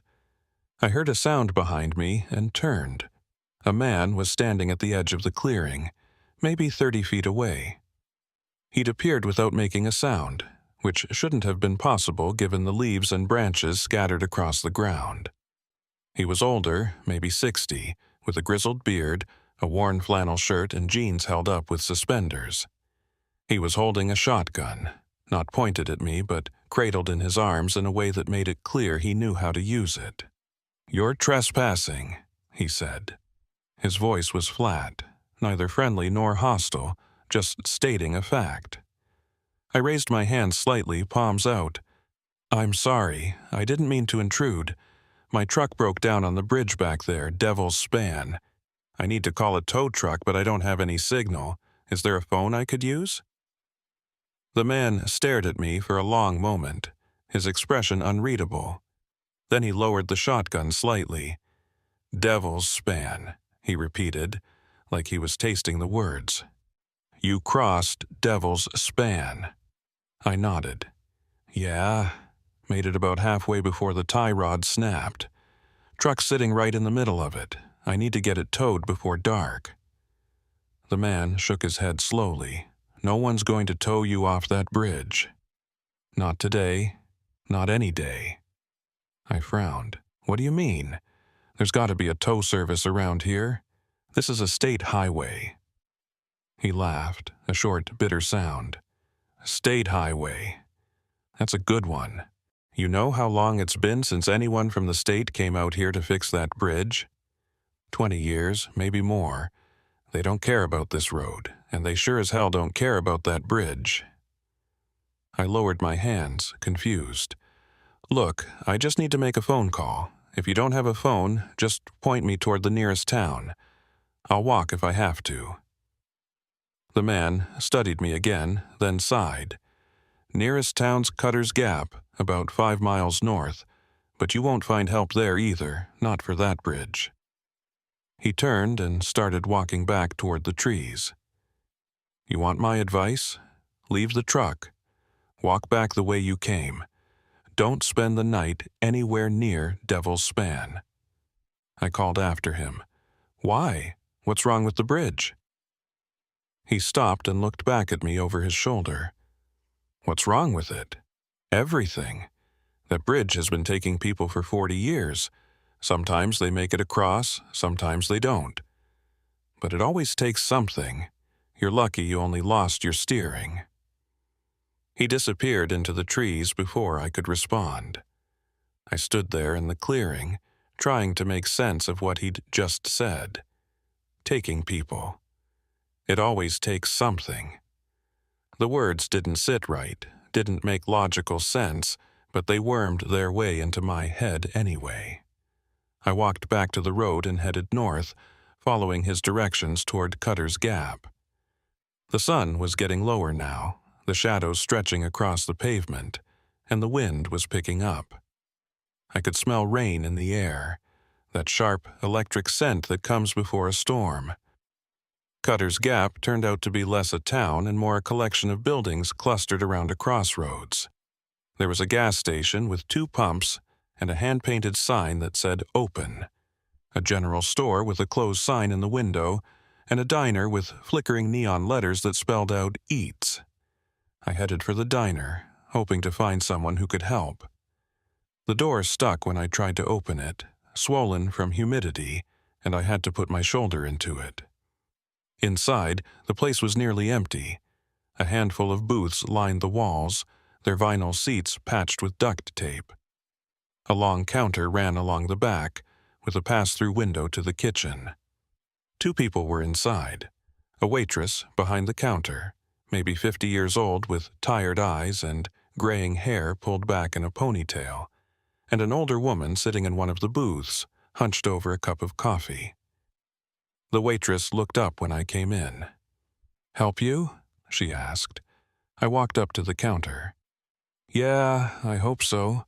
My truck broke down on a bridge a few miles south of here. Devil's Span, I think it's called. I need a tow truck and a mechanic. Can you point me in the right direction?" The waitress's expression changed. Not dramatically, just a tightening around her eyes, a slight stiffness in her posture. "Devil's Span," she said quietly. She glanced at the woman in the booth, who was now watching me with an intensity that made me uncomfortable. "You broke down on the bridge itself?" I nodded. "Right in the middle. Tie rod snapped. I need to get it off there before dark." The woman in the booth stood up slowly and walked over. She was older than I'd initially thought, maybe 70, with deep lines etched into her face and hands that trembled slightly as she gripped the edge of the counter. "What's your name?" she asked. Her voice was soft but carried a weight that made me answer immediately. "Clayton Reddick. I'm a truck driver, hauling freight to Knoxville. This was supposed to be a detour around a highway closure." The woman nodded slowly, like I'd confirmed something she already knew. "Clayton, you need to listen to me very carefully. That bridge, Devil's Span, it's not safe.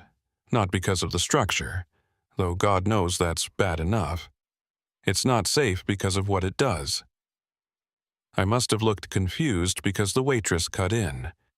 "What Eunice is trying to say is that bridge has a history, a bad one. People who stop on it, who linger there, they don't always leave the same way they arrived." I felt a chill run down my spine. "What do you mean?"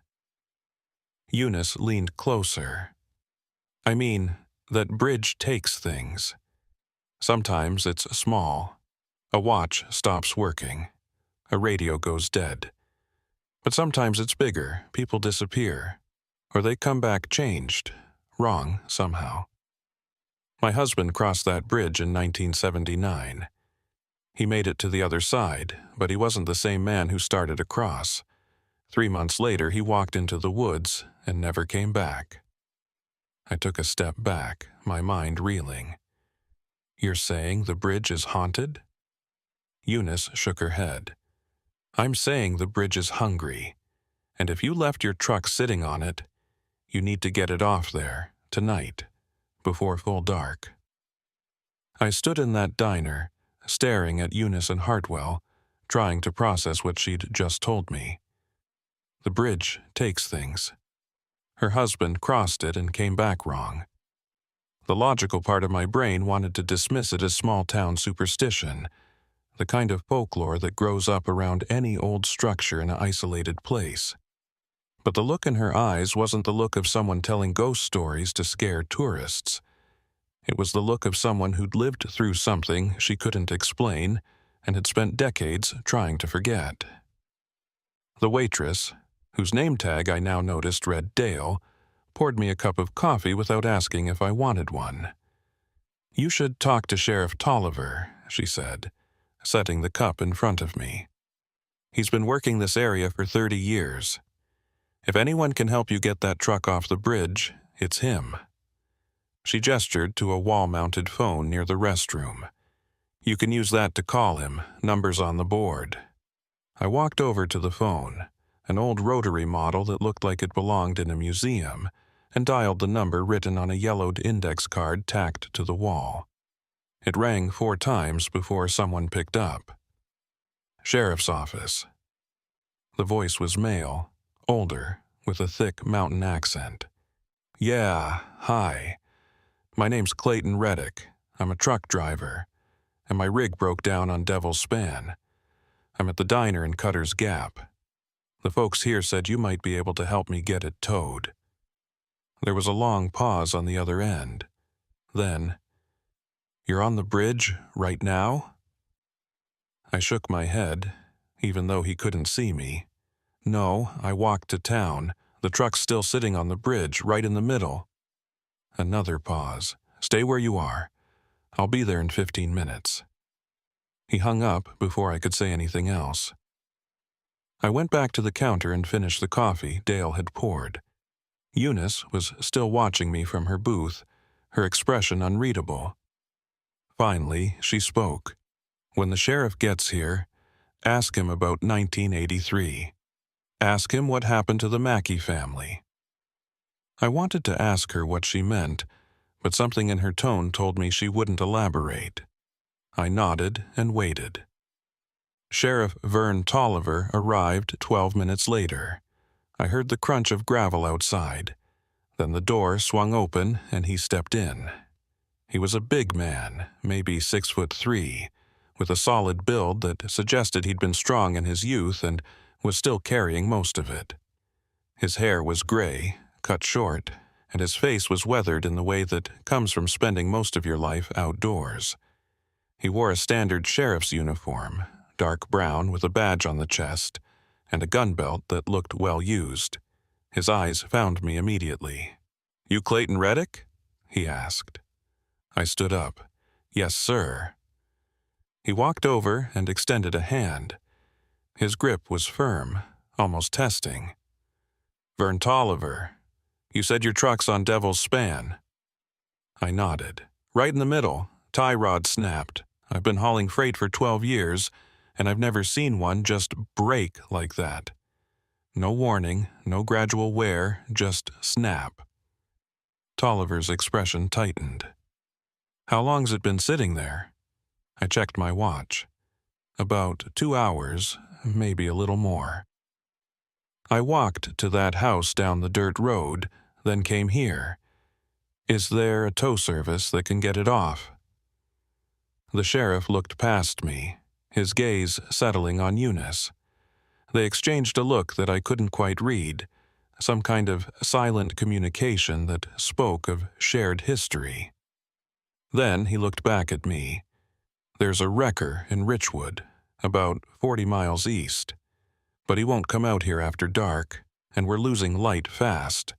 If we're going to get your truck off that bridge, we need to do it now." He turned toward the door. "Come with me. We'll take my truck." I grabbed my jacket and followed him outside. His vehicle was a Ford F-250, white with a light bar on top and Sheriff stenciled on the doors. I climbed into the passenger seat, and he pulled out of the lot, heading south. We drove in silence for the first few minutes. The road was narrow and winding, climbing back into the hills. The sun was low now, casting long shadows across the asphalt. Finally, I broke the silence. "Eunice told me to ask you about 1983, about the Mackey family." Tolliver's hands tightened on the steering wheel. He didn't look at me, just kept his eyes on the road. "Eunice has a long memory," he said quietly. I waited, giving him space to continue. After a moment, he did. "The Mackey family was from Kentucky. Husband, wife, 2 kids, maybe 8 and 10 years old. They were driving through on vacation, heading to Virginia Beach. This was August of '83, middle of summer. They came across Devil's Span around sunset. Witnesses said they saw the car cross the bridge, saw it reach the other side. But when deputies went looking for them the next day, the car was gone. Just vanished. I frowned. Vanished? How does a car just vanish? Tolliver shook his head. That's what we asked ourselves. We searched for 3 weeks. Divers went down into the gorge, checked every inch of the river.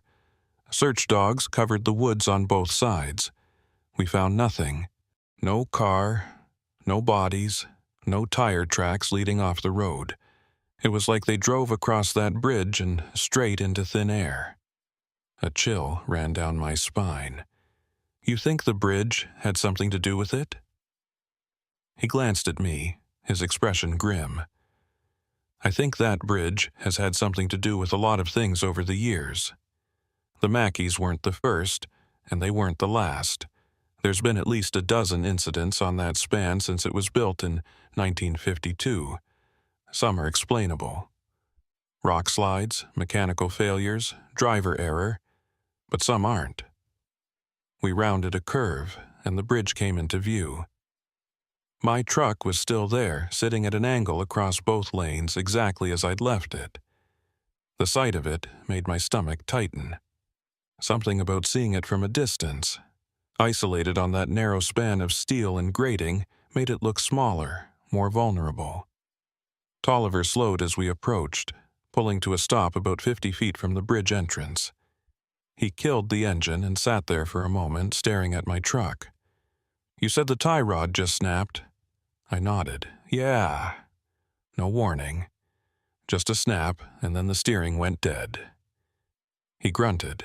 That's consistent with other incidents, mechanical failures that shouldn't happen. Brakes that were fine suddenly give out. Engines that seize for no reason. It's like the bridge finds the weak point and exploits it. I looked at him. You really believe the bridge is doing this? That it's some kind of malevolent force? Tolliver turned to face me. I've been sheriff here for 31 years. I've seen things on that bridge that I can't explain. Things that don't fit into any rational framework. So, yeah, I believe it. And more importantly, I respect it. That bridge has rules even if we don't understand them, and one of those rules is you don't linger. You cross it and you keep moving. He opened his door and stepped out. I followed, my legs feeling unsteady. We walked toward the bridge together, our boots making hollow sounds on the metal grating. The wind had picked up, whistling through the girders and carrying the scent of rain. I could feel the bridge swaying slightly under our weight, a sensation that made my stomach churn. We reached my truck, and Tolliver walked around it, inspecting the damage.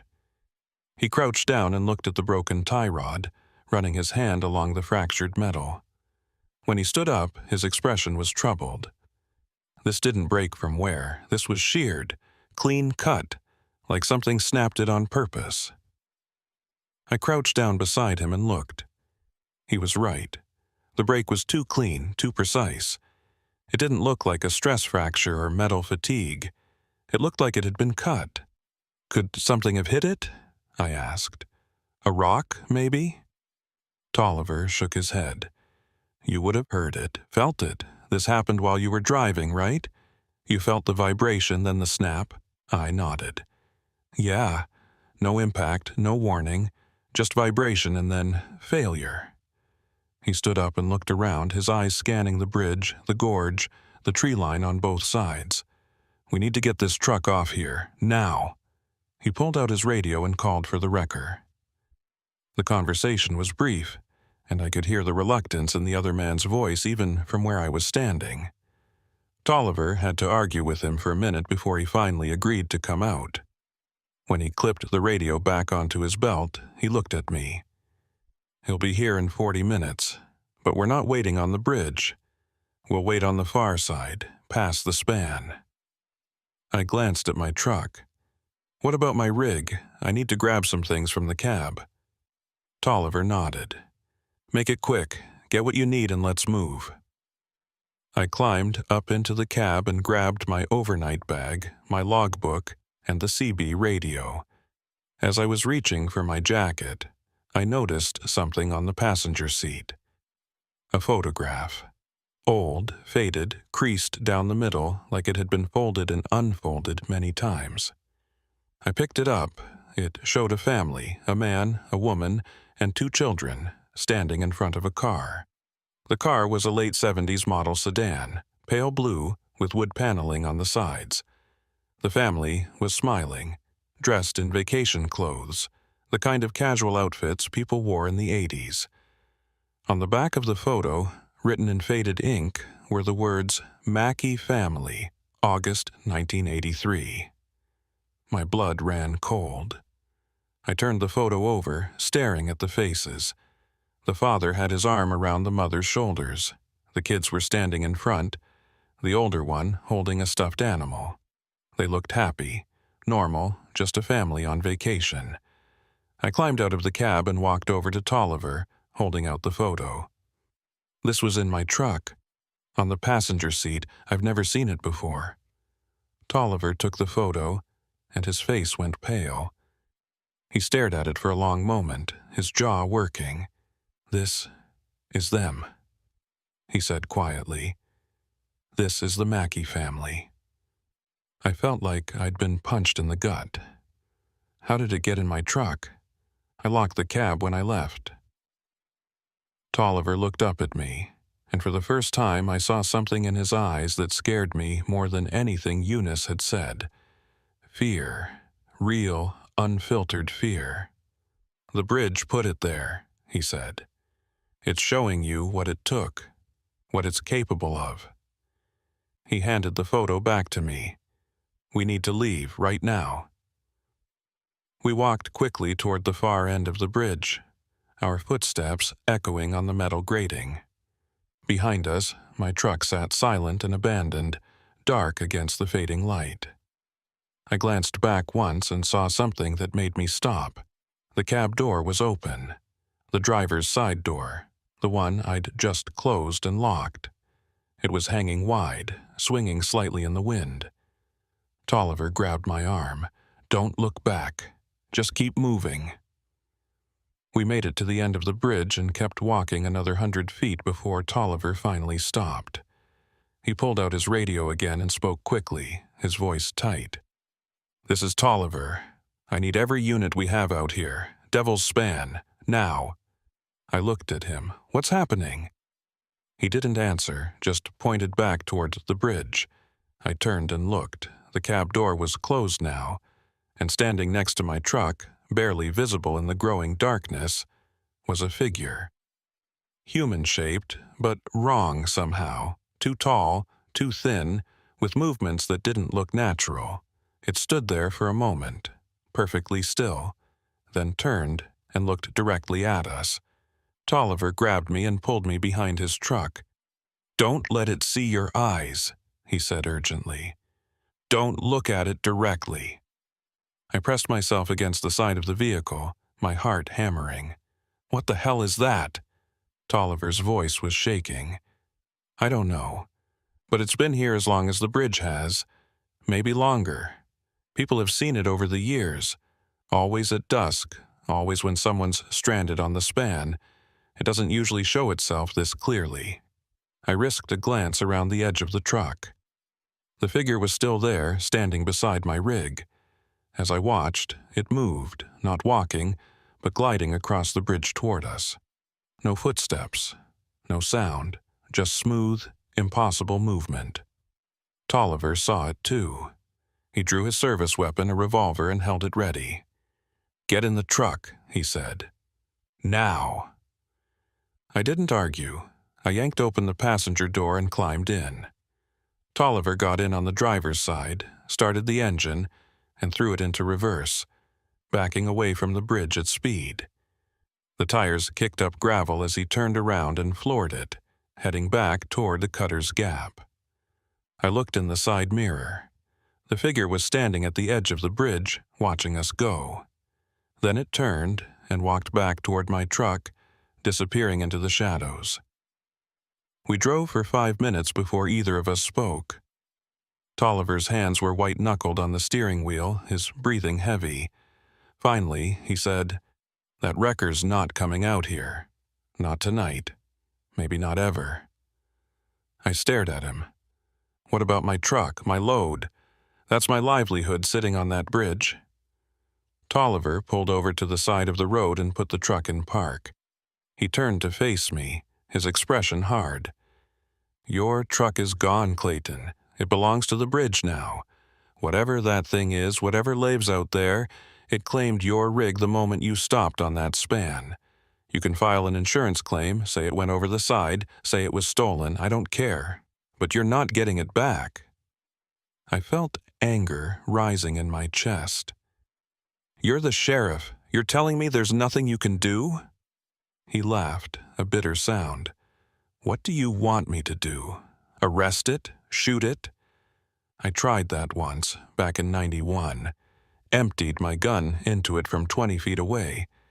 Every shot went right through, like it wasn't even there. The thing just looked at me and kept coming. I barely made it off that bridge alive. I slumped back in the seat, feeling defeated. So, what do I do? Tolliver started driving again, heading back toward town. You walk away. You go home, you file your claim, and you find a different route. You never come back here. You never talk about what you saw, and you sure as hell never stop on that bridge again. We pulled into Cutter's Gap just as full darkness settled over the mountains. Tolliver parked in front of the diner and turned off the engine. "Dale will put you up for the night. There's a motel about 30 miles north where you can catch a bus tomorrow. I'll give you a ride in the morning." He handed me a business card. "If you need anything before then, call that number. But Clayton, do yourself a favor. Forget about Devil's Span. Forget you ever saw it." I took the card and climbed out of the truck. As I walked toward the diner, I looked back. Tolliver was still sitting in his truck, staring out at the dark road that led back to the bridge. He looked old, suddenly, worn down by years of dealing with something he couldn't fight, couldn't understand, couldn't stop. I went inside and found Dale waiting. She took one look at my face and nodded. "I'll get you a room ready." I didn't sleep that night. Dale set me up in a small room above the diner, a cramped space with a single bed, a dresser with a missing drawer, and a window that looked out over the empty main street of Cutter's Gap. The mattress was lumpy, the sheets smelled like mothballs, and every creak of the old building settling made me jump. But it wasn't the accommodations that kept me awake. It was the image burned into my mind, that figure standing beside my truck, too tall, too thin, moving in ways that defied physics. I sat on the edge of the bed, staring at the Mackey family photograph I'd found in my cab. The edges were worn, the colors faded to that particular yellow-brown tint that old photos get. I studied their faces, looking for some clue, some hint of what was about to happen to them. But there was nothing. Just a normal family on a normal vacation, frozen in a moment before everything went wrong. I wondered if they'd felt it when they crossed the bridge, if they'd noticed anything strange before it was too late. Around 2 a.m., I gave up trying to rest. I got dressed and walked downstairs. The diner was closed, but I could see a light on in the kitchen. I pushed through the swinging door and found Dale sitting at a prep table, smoking a cigarette and staring at nothing. She looked up when I came in but didn't seem surprised. "Can't sleep?" she asked. I shook my head. "Every time I close my eyes, I see it. That thing on the bridge." Dale took a long drag on her cigarette and exhaled slowly. "You're not the first person to see it. Won't be the last." She gestured to a chair across from her. "Sit down. I'll tell you what I know." I sat, and she poured us both coffee from a pot that had been sitting on the burner for hours. It tasted like burnt rubber, but I drank it anyway. "That bridge was built in 1952, Dale began, her voice low. "The company that built it, Keller and Sons out of Charleston, They lost 3 men during construction. One fell from the scaffolding, broke his neck. Another got crushed when a support beam gave way. The third one, though, that's the one people remember. His name was Raymond Culver. He was working alone one evening, late shift, trying to finish some welding before dark. Next morning, they found his tools, his lunch pail, his jacket, but Raymond was gone, just vanished. I leaned forward. They never found him? Dale shook her head. Never found a trace. Some folks said he fell into the gorge, that the river took him. But the foreman, he told a different story. Said he came back the next evening to check on something, and he saw Raymond standing on the bridge. Just standing there, not moving, staring out into nothing. The foreman called out to him, but Raymond didn't respond. Then, according to the story, Raymond turned and looked at him. And the foreman said his eyes were wrong, empty, like looking into a void. A chill ran down my spine. What happened then? Dale stubbed out her cigarette. The foreman ran. Didn't stop until he reached town. Next day he quit the job and left West Virginia altogether. The company finished the bridge without him, opened it up to traffic, and for the first few years, everything seemed fine. Then the incident started. She stood up and walked over to a filing cabinet in the corner. She pulled out a folder, old and stuffed with newspaper clippings, and brought it back to the table. "I've been keeping track," she said, spreading the clippings out. "Every incident, every disappearance, every strange report. It's been 70 years, and there's a pattern." I picked up one of the clippings. The headline read, "Local woman missing after bridge crossing, October 1959. Another one, family of 4 vanishes near Devil's Span, July 1967. A third, trucker reports ghost on bridge, December 1978. There were dozens of them, spanning decades. "How many people?" I asked quietly. Dale sat back down. 23 confirmed disappearances, maybe twice that many unexplained incidents where people saw something, felt something, but made it across alive.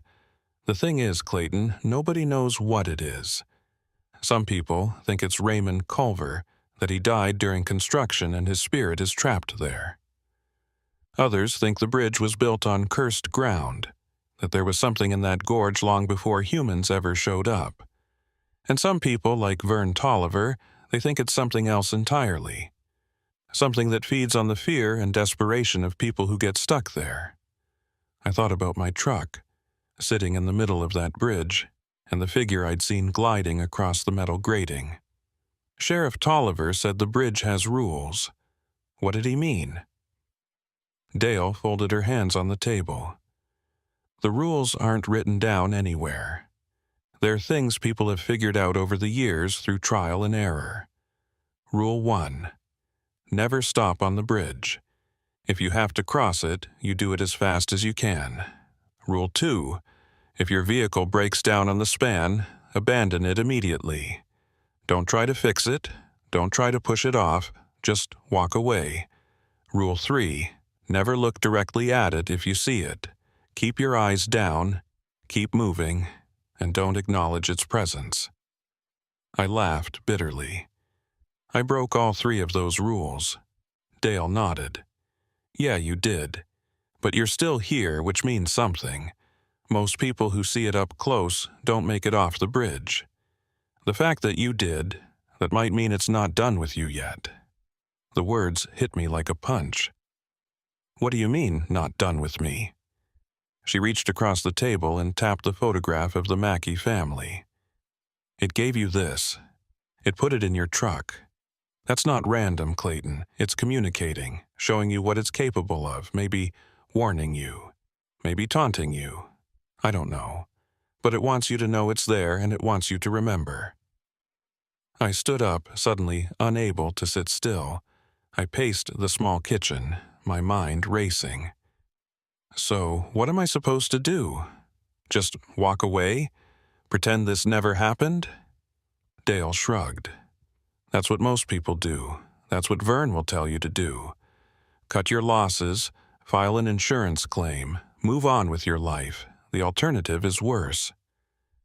I stopped pacing. What's the alternative? She met my eyes, her expression grave. The alternative is you go back. You try to get your truck off that bridge, and you don't come back. I stared at her, the weight of her words settling over me.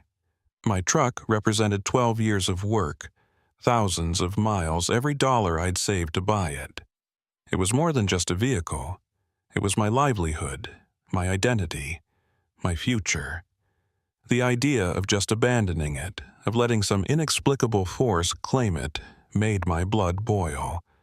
But the rational part of my brain, the part that had kept me alive through blizzards and brake failures and 18-hour drives, that part was screaming at me to listen to Dale, to listen to Tolliver, to get the hell out of West Virginia and never look back. I sat back down. Has anyone ever gotten a vehicle off that bridge, after it's been claimed? Dale was quiet for a moment, then nodded slowly. Once, back in 1973. A logging truck broke down on the span, engine seized up. The driver, his name was Emmett Finch, he refused to leave it.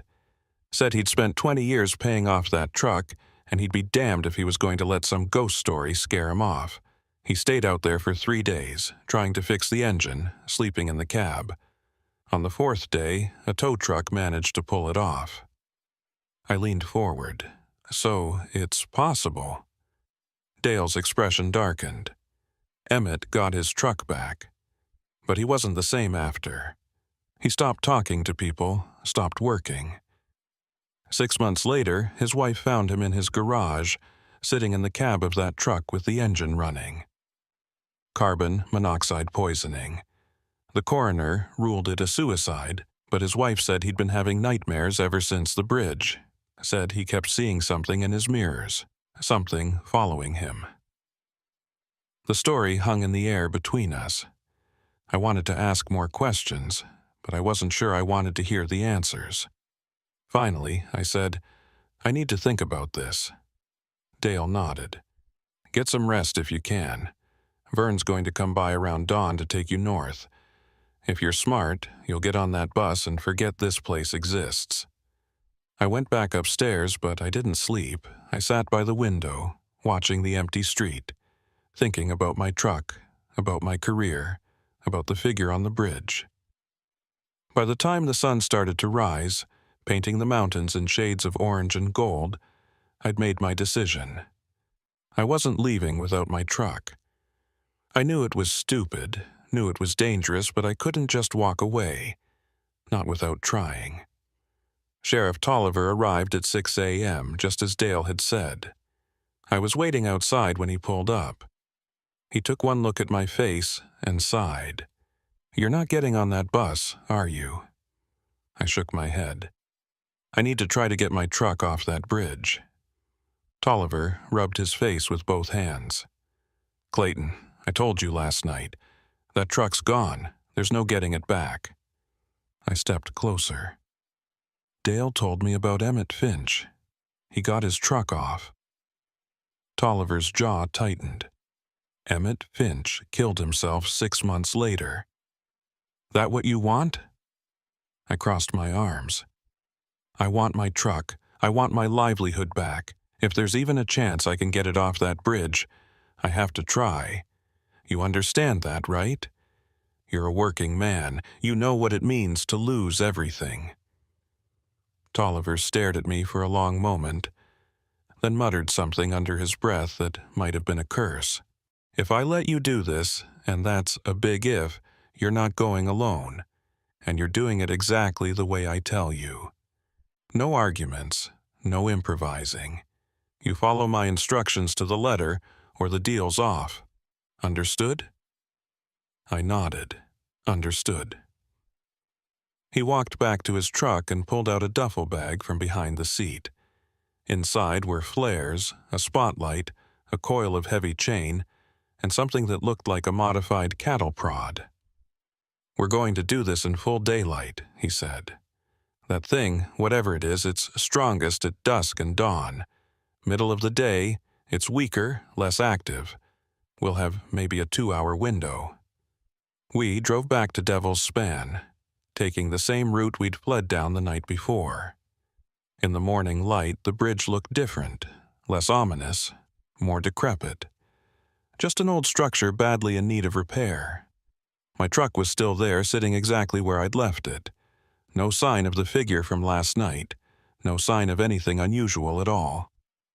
Tolliver parked about 100 feet from the bridge entrance and killed the engine. "Here's the plan," he said. "We're going to hook your truck up to mine using this chain. I'm going to tow you off, backward, nice and slow. You're going to stay in my truck with me. We're not setting foot on that bridge unless we absolutely have to. Once we get your rig clear of the span, we'll call a proper tow truck to haul it to a shop. Clear?" I nodded. Clear. We got out, and Tolliver approached the bridge carefully, the chain slung over his shoulder. I followed, carrying the spotlight and the flares. The metal grating under our feet made that same hollow ringing sound I remembered from yesterday. The wind whistled through the girders, carrying the smell of rust and river water. Everything seemed normal, but I couldn't shake the feeling that we were being watched. Tolliver reached my truck and crouched down to attach the chain to the front axle. I stood guard, scanning the bridge, the tree line, the shadows under the span. Nothing moved. The only sound was the wind and the distant rush of water far below. Tolliver worked quickly, his hands sure despite the tension in his shoulders. He secured the chain and stood up. "All right, that's done. Let's get back to—" He stopped mid-sentence, staring at something behind me. I turned slowly, my heart already hammering. The figure was there, standing at the far end of the bridge, maybe 100 feet away. In daylight, I could see it more clearly, and that made it worse. It was humanoid but wrong in every detail. Too tall, at least 7 feet. Too thin, like it was made of stretched shadows, its limbs bent at angles that shouldn't be possible, and when it moved, it didn't walk so much as flow, like water poured across the bridge. Tolliver grabbed my arm. "Don't look at it. Don't acknowledge it. We're going to walk backward, slowly, toward my truck. Keep your eyes on the ground." We started moving, step by careful step. The figure kept pace with us, gliding across the grating without making a sound. I could see it in my peripheral vision, getting closer, 30 feet away. 20. Tolliver's hand went to his gun, but he didn't draw it. "Almost there," he muttered. "Just keep moving." We reached his truck and climbed in. Tolliver started the engine and put it in reverse, the chain going taut. My truck lurched backward, its wheels scraping across the metal grating. The figure stopped moving. It stood there, perfectly still, as we towed my rig off the bridge inch by inch. We cleared the span, and Tolliver didn't stop until we were a quarter mile down the road.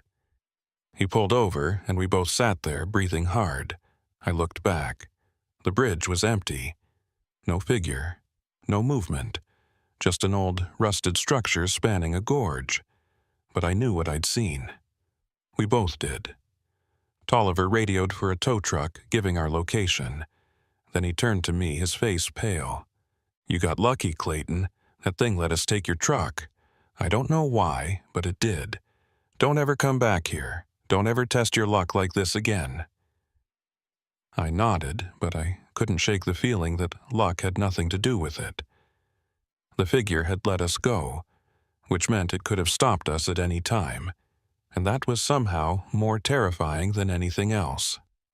The tow truck driver's name was Hoyt Brammer, no relation to the Louisiana mechanic with the same name, just a coincidence that made me uneasy.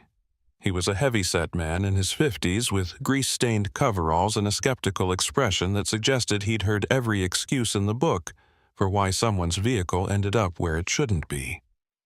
He hooked up my rig without comment and hauled it to his shop in Richwood, a converted barn on the edge of town with a hand-painted sign that said, "Brammer's Garage, we fix anything." Sheriff Tolliver followed us in his truck, staying close the entire drive.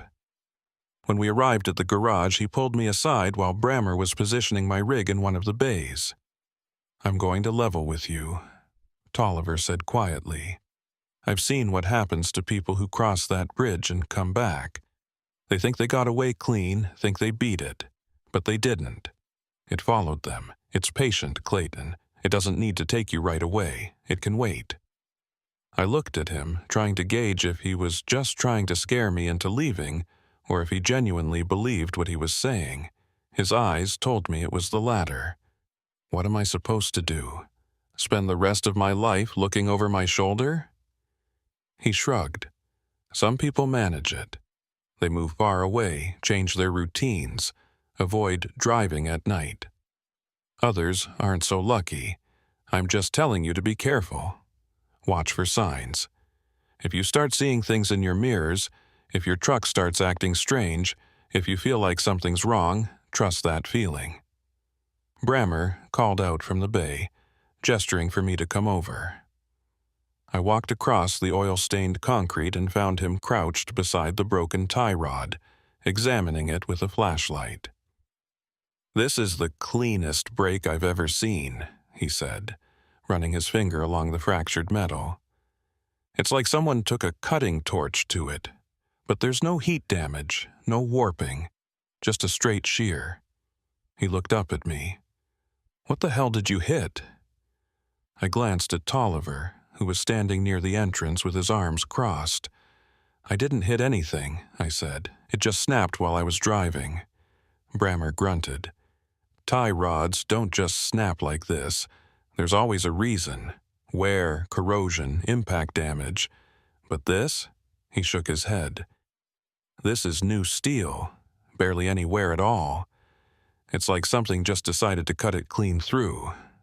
He stood up, wiping his hands on a rag. "I can replace it, but it's going to take a day, maybe 2. I need to order the part from Charleston, and then I need to make sure the rest of your steering system isn't compromised. You got a place to stay?" I thought about the room above Dale's diner. "Yeah, I can make arrangements." Brammer nodded. "All right, come back tomorrow afternoon and I'll give you an update." I spent that night in the same cramped room, but this time I did sleep, though it was fitful and broken by dreams I couldn't quite remember when I woke. Images of rusted bridges, of figures that moved wrong, of roads that led nowhere. I got up around dawn and went downstairs to find Dale already opening the diner. She poured me coffee without asking and set a plate of eggs and toast in front of me. "Vern told me you got your truck off the bridge," she said, leaning against the counter. I nodded, shoveling eggs into my mouth. I hadn't realized how hungry I was. "Yeah, it's at Brammer's getting fixed. Should be ready in a day or 2. Dale studied me with those tired eyes of hers. "And then you're leaving." It wasn't a question. "That's the plan," I said. "Get my truck, finish my run to Knoxville, go home." She didn't say anything for a moment, just refilled my coffee. Then, quietly, "Watch your mirrors, Clayton. Whatever's on that bridge, it doesn't like being defied. You took something back that it had claimed. It's not going to forget that." I set down my fork. "You sound like Tolliver. Both of you keep warning me, but neither of you are telling me what I'm supposed to do about it." Dale leaned in closer, her voice dropping to almost a whisper. "You can't fight it. You can't reason with it. All you can do is stay alert and hope it loses interest. Some people, it follows for a few weeks, maybe a month, and then it moves on. Others, it never lets go. There's no pattern, no logic to it. You just have to live with the uncertainty." I finished my breakfast in silence and spent the rest of the day walking around Cutter's Gap, such as it was. The town was dying, had been dying for years. Half the buildings were boarded up, and the few people I passed on the street looked at me with a mixture of curiosity and wariness, like they knew I'd been to the bridge and were wondering if I'd brought something back with me. By evening, I was ready to get out of there, truck or no truck. The next day, Brammer called to say the parts had arrived, and he'd be done by late afternoon. I spent the time checking and rechecking my route, planning the fastest way to get out of West Virginia and back onto major highways where there were lights and people and the normal dangers of the road. When I finally got to the garage around 5 p.m., Brammer had my truck outside, idling smoothly. "She's good to go," he said, handing me the keys. I replaced the tie rod, checked all the steering components, and did a full inspection of the suspension. Everything else looks solid. Whatever happened on that bridge, it didn't affect anything else. He paused, then added, "But I did find something strange." He walked over to the cab and opened the driver's side door, pointing to the passenger seat. There was a photograph lying there. Old, faded, the same one I'd found before. The Mackey family, smiling in front of their car. I felt my stomach drop. "I threw that away," I said. "Back in Cutter's Gap. I left it in a trash can at the diner." Brammer looked at me, his expression unreadable. "Well, it's back. I found it sitting right there when I moved your truck into the bay. Figured you'd dropped it or something." I picked up the photograph, my hands shaking slightly. On the back, in the same faded ink, were the words Mackey family, August 1983. But underneath, in fresh, dark ink that looked like it had been written recently, were two more words. "You're next." I showed it to Brammer. He went pale. "I didn't write that. That wasn't there when I found it." I believed him. I crumpled the photo and shoved it in my pocket. "How much do I owe you?" I asked, my voice tight. He named a price and I paid him in cash, not wanting to wait for a credit card transaction. I climbed into the cab, fired up the engine, and got the hell out of Richwood without looking back. I drove straight through that night, pushing my hours, breaking every dot regulation in the book. I didn't care. I just needed distance between me and that bridge. I made it to Knoxville by dawn, delivered my load, and headed home to Pittsburgh without stopping for anything more than fuel and bathroom breaks. By the time I pulled into my driveway 3 days later, I'd convinced myself that the worst was over. I'd gotten away. The bridge was hundreds of miles behind me. I was wrong. The first sign came a week later. I was hauling a load through Ohio, a routine run I'd done 100 times before. It was early evening, and I was on a rural highway about an hour outside of Columbus. Traffic was light, just me and a few cars scattered across both lanes. I glanced in my rearview mirror to check on the trailer, and that's when I saw it. A figure, standing on the shoulder about a quarter-mile back. Too tall, too thin, exactly like the thing from Devil's Span. I hit the brakes, not hard enough to jackknife, but enough to slow down significantly. The cars behind me honked and swerved around, drivers giving me angry looks as they passed. I checked the mirror again. The shoulder was empty. Nothing there. Just trees and grass and the fading light of sunset. I sat there for a moment, my heart pounding, then eased back onto the gas and kept driving. It was just my imagination, I told myself.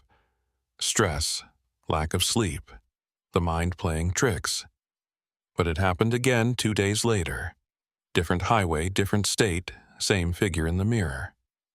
This time I pulled over immediately, grabbed my flashlight and walked back along the shoulder searching for any sign of what I'd seen. There was nothing. No footprints. No disturbance in the grass. No evidence that anyone or anything had been there. I got back in my truck and kept driving, but the unease had settled into my gut like a stone. The incidents escalated. I started seeing the figure more frequently, sometimes in my mirrors, sometimes standing by the side of the road as I passed. It never approached, never moved toward me, just watched, waiting. I stopped sleeping well. Every noise outside my truck woke me. Every shadow looked wrong. I started avoiding night runs, taking only daytime routes, but it didn't matter. The figure appeared in daylight, too, always at a distance, always watching. 3 weeks after leaving West Virginia, I was parked at a rest stop in Pennsylvania, trying to catch a few hours of sleep before my next delivery. It was around 2 a.m., and the rest stop was nearly empty. Just a handful of trucks scattered across the lot. I was lying in my sleeper berth, eyes closed but not really sleeping, when I heard it. A sound from outside, metal scraping against metal, slow and deliberate. I sat up, my pulse quickening. The sound came again, closer this time. It was coming from the side of my trailer. I grabbed my flashlight and climbed out of the cab, my bare feet hitting cold pavement.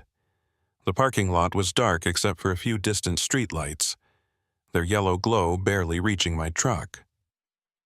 I walked along the length of the trailer, shining my light across the aluminum panels. There were marks. Deep scratches running horizontally across the side, about 7 feet up, too high for someone standing on the ground to make. They were fresh, the metal underneath bright and unmarred. I ran my hand along one of the grooves. It was deep, maybe a 1/4 inch, carved with something incredibly sharp. The scratches formed a pattern, almost like letters, but not quite. More like something trying to approximate human writing without understanding it. I backed away from the trailer, my flashlight beam sweeping across the parking lot. That's when I saw it. Standing between 2 trailers about 50 feet away, perfectly still, was the figure. In the dim light of the rest stop, I could see more detail than I ever had before. Its face, if you could call it that, was smooth and featureless except for 2 dark indentations where eyes should be. Its arms hung at wrong angles, bent backward at the elbows. It didn't breathe, didn't blink, didn't move. It just stood there, staring at me with those empty sockets. I ran. I don't remember making the decision, don't remember my legs starting to move. I just found myself sprinting back to my cab, fumbling with the door handle, throwing myself inside and slamming the locks. I started the engine and floored it, tires screeching as I tore out of the rest stop without even checking my mirrors. I drove for 2 hours straight before I felt safe enough to pull over. When I finally stopped at a truck stop with bright lights and other drivers around, I got out and checked the trailer again. The scratches were still there, but now I could see what they spelled: Devil's Span. The words were rough, jagged, but unmistakable, and underneath them in smaller letters, mine. I called Sheriff Tolliver. It was 4 a.m., but he picked up on the 3rd ring. His voice was groggy, but became alert when he recognized my voice. "Clayton? What's wrong?" I told him everything. The figure in my mirrors, the scratches on the trailer, the message. He was quiet for a long time after I finished. Then he said, "It's marked you. That's what the scratches mean. You're not getting away from this, Clayton. Not by running. Not by changing routes. It's claimed you." My voice cracked. "What do I do?" Tolliver sighed, a heavy, defeated sound. "I don't know. I've never known anyone who got marked and survived long term. Most people, they disappear within a few months, just vanish one day while they're on the road. We find their trucks abandoned, sometimes on bridges, sometimes on random stretches of highway, but the drivers are gone." I felt my world collapsing. There has to be something, some way to stop it. Tolliver was quiet again, then said, "There might be one way. It's not guaranteed, and it's dangerous, but it's the only thing I've heard of that's worked. You have to go back to Devil's Span, back to where it claimed you, and you have to give it something in return. An offering, a trade, something it values." I laughed, a brittle, desperate sound. What could I possibly give it? Tolliver's voice was grave. "I don't know, but you need to figure it out. because if you don't, you're not going to last much longer. I hung up and sat in my truck, staring at nothing, my mind racing. Go back to the bridge. Give it an offering. The words echoed in my head, but I couldn't make sense of them. What did something like that want? What could I possibly trade that would make it let me go? I spent the next week trying to work, trying to maintain some sense of normalcy, but it was impossible. The figure appeared more frequently now, sometimes multiple times a day. It was getting bolder, appearing closer, staying visible longer. Twice, I saw it standing directly in the road ahead of me, forcing me to swerve. Other drivers must have thought I was drunk or having a medical emergency, the way my truck wove across lanes. My dispatcher started asking questions. Was I okay? Was I on something? Did I need time off? I lied, said I was fine, just tired. But I knew I was running out of time. The figure was closing in, and soon it wouldn't just be watching anymore. Soon it would take what it believed was owed. 10 days after the scratches appeared on my trailer, I made my decision. I plotted a route back to West Virginia, back to Devil's Span. I didn't know what I was going to do when I got there, didn't have a plan, but I knew I couldn't keep running. Whatever this thing wanted, I was going to face it. The drive back felt longer than it should have. Every mile stretched out, time moving in strange ways like the road itself was trying to prevent me from reaching my destination. But I pushed through, and finally, 3 days later, I saw the familiar turnoff that led to the bridge. The sun was setting as I approached, the sky turning that deep purple gray that comes right before full dark. Devil's Span looked exactly as I remembered it. Old, rusted, dangerous. I pulled my truck to a stop about 50 feet from the entrance and killed the engine. The silence that followed was absolute. No wind, no birds, no sound of water from the gorge below. Just emptiness. I climbed out of the cab and walked to the edge of the bridge. The metal grating stretched out before me, disappearing into the growing darkness. I could feel it watching me, waiting to see what I would do. I pulled the crumpled photograph from my pocket, the one of the Mackey family with "You're Next" written on the back, and held it up. "I'm here," I said, my voice sounding small and insignificant against the vast silence. "I came back like you wanted. What do you want from me?" Nothing happened. The bridge remained still, empty. Then, slowly, I felt the temperature drop. My breath came out in visible puffs, and frost began to form on the metal railing beside me.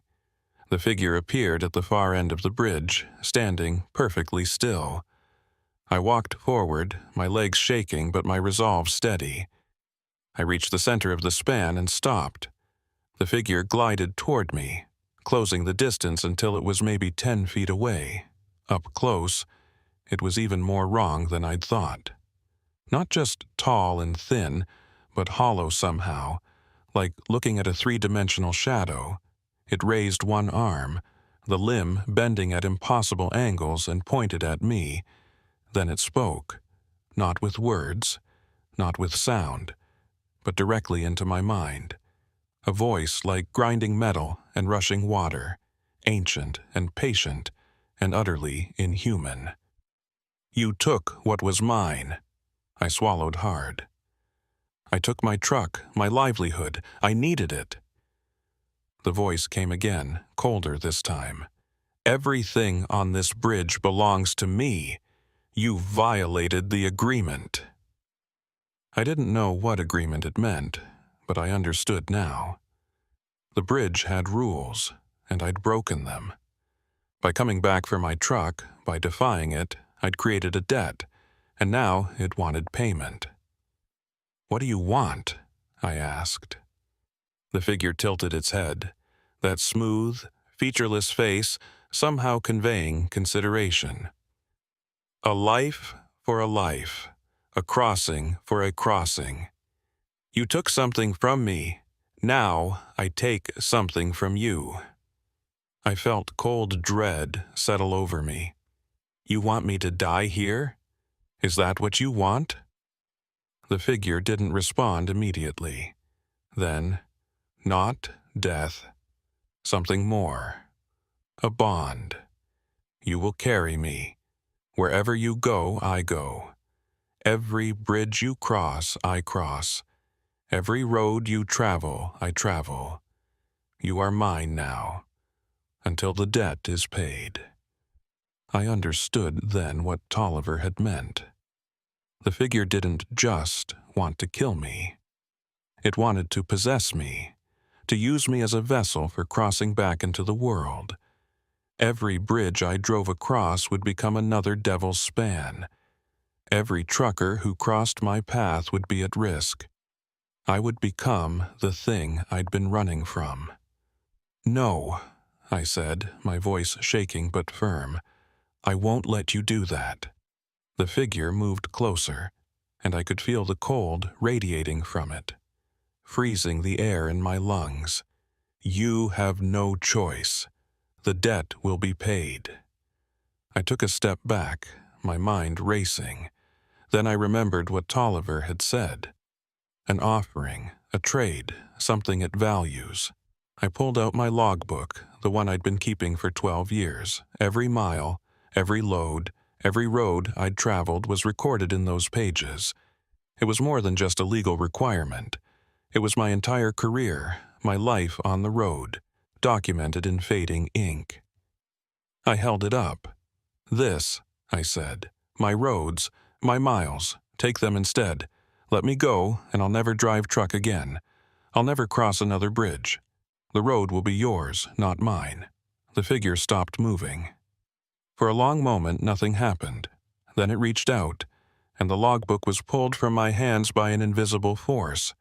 The pages flipped open, and I watched as the ink began to fade, the words dissolving like they were being erased by an unseen hand. Within seconds, the entire logbook was blank, just empty pages. The figure's voice came one last time, quieter now, almost satisfied. Agreed. The debt is paid. But remember, Clayton Reddick, if you break this agreement, if you drive again, the bond will form, and next time there will be no trade. The cold lifted. The figure faded, not walking away, but simply dissolving into the air like morning mist. I stood there on the bridge, holding my empty logbook, shaking from adrenaline and relief and loss. I walked back to my truck, climbed into the cab one last time, and drove off Devil's Span. I didn't look in the mirrors. That was 8 months ago. I sold my truck 2 weeks after leaving West Virginia. Got a job at a distribution center in Pittsburgh, day shift, loading and unloading pallets.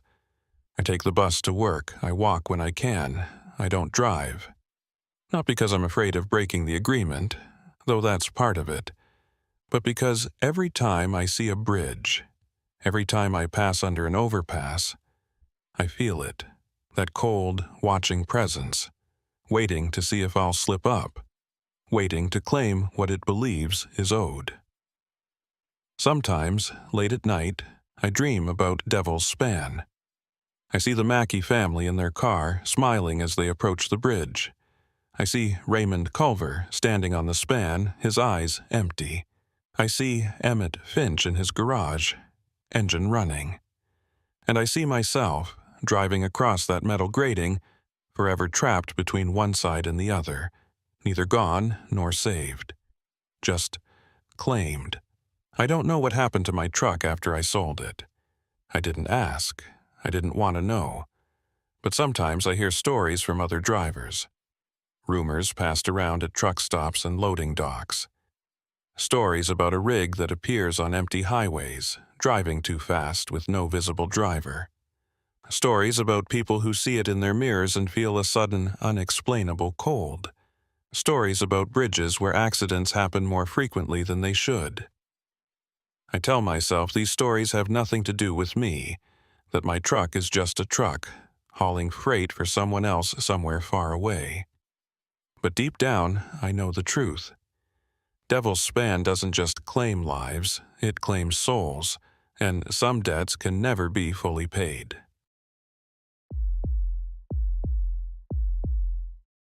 I've been running freight up and down the West Coast for 19 years, and in that time I've learned that the Pacific Northwest has its own rules. The rain doesn't just fall here. It dominates. It turns highways into rivers, reduces visibility to almost nothing, and makes every bridge crossing an exercise in faith that the tires will hold and the road won't wash out from under you. I've driven through it all. Coastal storms that rolled in from the ocean like freight trains, mountain passes where the rain turned to ice without warning, and stretches of I-5 where the wipers couldn't keep up with the deluge. But I'd never been scared of it. Not until the night I crossed Cedar Creek Overpass. It was mid-November 2023, and I was 3 days into a run from Sacramento to Seattle, hauling electronics for a tech distributor. The load was valuable, but not especially heavy, maybe 16,000 pounds, stacked on pallets and wrapped tight in plastic. The route was straightforward. I-5 north through Oregon, staying on the interstate until I hit Portland, then pushing through to Seattle by dawn. I'd done it dozens of times. The only variable was the weather, and the forecast had been calling for heavy rain all week. I left Sacramento around noon, made good time through the Central Valley, and crossed into Oregon just after sunset. That's when the rain started. Not gradually, not with any warning, it just opened up, like someone had torn a hole in the sky. Within minutes, the highway was slick and gleaming, and my wipers were working overtime just to keep the windshield clear enough to see the taillights ahead of me. I slowed down to 55, turned on my flashers, and settled in for a long, wet night. Around 10 p.m., just south of Eugene, my CB radio crackled to life. The voice that came through was distorted, broken up by static, but I could make out enough words to understand. "This is eastbound Cedar Creek. Anyone copy?" I grabbed the mic and keyed it. "This is Gideon Starnes, northbound on I-5. I copy you. What's your 20? More static, then "Cedar Creek Overpass. Broke down. Need help." I knew Cedar Creek Overpass. It was about 40 miles ahead, a 2-lane bridge that carried a rural highway over a steep ravine. It wasn't on I-5 itself, but it connected to a series of logging roads and back routes that some drivers used to avoid traffic or save time. I'd crossed it once or twice years ago, but never at night and never in weather like this. "What's your situation?" I asked into the mic. The voice came back, clearer this time. "Engine died. No lights. Can't get a signal on my phone. I've been sitting here for 2 hours. Please, I need someone to stop." Something about the voice tugged at my memory. It was male, older, with a raspy quality that sounded familiar. I keyed the mic again. "What's your name, driver?" There was a pause, longer than there should have been. Then, Reuben Calloway. My hands tightened on the steering wheel. Reuben Calloway had been a dispatcher I'd worked with years ago, back when I was running regional routes out of Portland. He'd moved into driving himself about 5 years back, bought his own rig, and went independent. We'd lost touch after that, but I remembered him as a solid guy, someone who knew the roads and didn't take unnecessary risks. "Reuben, this is Gideon Starnes. You remember me? We worked together at Cascade Freight back in 16. Another pause, then a sound that might have been a laugh or a cough. "Gideon. Yeah, I remember. Didn't think I'd hear your voice again." His tone was strange, flat, like he was reading from a script. "You're really broken down on Cedar Creek?" I asked. "Affirmative. Sitting on the eastbound side. Engine's dead, batteries drained. I need a jump or a tow." I checked my map. Taking the detour to Cedar Creek would add about an hour to my route, maybe more in this weather, But Reuben was a fellow driver, and you don't leave someone stranded if you can help it. That's the code. All right, I said into the mic. I'm about 30 miles out. I'll come to you. Sit tight. The response was immediate, almost eager. Thank you, Gideon. I'll be waiting. The radio went silent. I took the next exit and followed the signs toward Cedar Creek, leaving the relative safety of the interstate for a 2-lane highway that wound through dense forest. The rain was even heavier here, hammering the roof of the cab with a sound like gravel being poured onto metal. The road was narrow and poorly maintained, with potholes deep enough to feel through the suspension. I dropped my speed to 35 and leaned forward, trying to see through the sheets of water cascading down the windshield. The forest closed in on both sides, thick stands of Douglas fir and western hemlock that blocked out what little moonlight might have been there. My headlights carved a narrow tunnel through the darkness, illuminating rain and pavement, and not much else. I passed a few side roads, unmarked dirt tracks that disappeared into the trees, and a mailbox leaning at a 45-degree angle with no name or number. The isolation was total. No other vehicles, no houses, no signs of human presence except the crumbling asphalt under my tires. After about 20 minutes, I saw the sign for Cedar Creek Overpass. It was a small, reflective marker half hidden by overgrown brush, easy to miss if you weren't looking for it. I slowed down and made the turn, following the road as it climbed a gentle grade and curved to the right. Then the bridge appeared, a concrete span maybe 200 feet long, suspended over a ravine that I couldn't see in the darkness and rain. The railings were low, barely 3 feet high, and the road surface was cracked and uneven. I didn't see Reuben's truck. The bridge was empty, both lanes clear, no vehicles anywhere in sight. I pulled to a stop just before the entrance and grabbed my CB mic. Reuben, this is Gideon. I'm at Cedar Creek Overpass. Where are you? Static. I tried again. Reuben, do you copy? More static, then a faint voice, barely audible. I'm here, on the bridge. Can't you see me? I looked again, scanning the length of the span. Nothing. Just wet concrete and darkness. I shifted into first gear and rolled forward slowly, my eyes searching for any sign of a truck or a person. The rain pounded harder, and a gust of wind rocked my trailer slightly. I made it halfway across the bridge before I saw it. A figure standing near the far railing, barely visible in my headlights. Human-shaped, but indistinct, like it was made of shadow and rain. I stopped the truck and grabbed my flashlight from the door pocket. I kept the engine running and the flashers on, then climbed out into the storm. The wind hit me immediately, cold and sharp, carrying the smell of wet earth and something else, something metallic and unpleasant. I walked toward the figure, my flashlight beam cutting through the rain. Reuben, I called out. That you?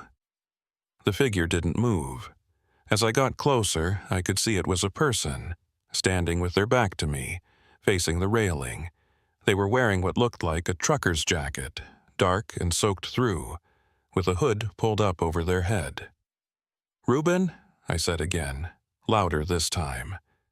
The figure turned slowly, and I got my first clear look at their face. It wasn't Reuben. It was a woman, maybe 40 years old, with dark hair plastered to her skull and eyes that were too wide, too bright. She stared at me without speaking, her mouth slightly open. I took a step back, my heart rate jumping. I'm sorry, I thought you were someone else. Are you all right? Do you need help? She didn't respond, just kept staring. Then slowly she raised one hand and pointed behind me. I turned, following her gesture. There, at the entrance to the bridge, was another figure. This one was male, standing in the same position I'd just been, staring at my truck. I raised my flashlight trying to see his face, but he was too far away. What's going on? I asked, turning back to the woman. But she was gone. just vanished, like she'd never been there. I spun around, shining my light across the bridge, the railings, the pavement. Nothing. No woman, no footprints, no sign that anyone had been standing there. My pulse was hammering now, adrenaline flooding my system. I walked quickly back toward my truck, keeping my flashlight trained on the figure at the entrance. As I got closer, I could see him more clearly. He was wearing a flannel shirt and jeans, both soaked, and he was standing perfectly still despite the wind and rain. When I was about 20 feet away, he spoke. Gideon Starnes. His voice was wrong, too deep, too resonant, like it was coming from somewhere else and just using his mouth as a speaker. I stopped walking. How do you know my name? The figure tilted his head. You came because Reuben called, but Reuben isn't here anymore. He hasn't been here for a long time. I felt a chill run through me that had nothing to do with the cold rain. Where is he? The figure took a step forward, and I saw his face clearly for the first time. It was Reuben, or it had been. The features were right, the shape of the jaw, the eyes. But something was off. The skin was too pale, too waxy, and the eyes didn't blink, didn't move, just stared with an intensity that made my skin crawl. Reuben's gone, the figure said. He crossed this bridge 6 months ago. Engine trouble, just like he told you. He called for help on the CB.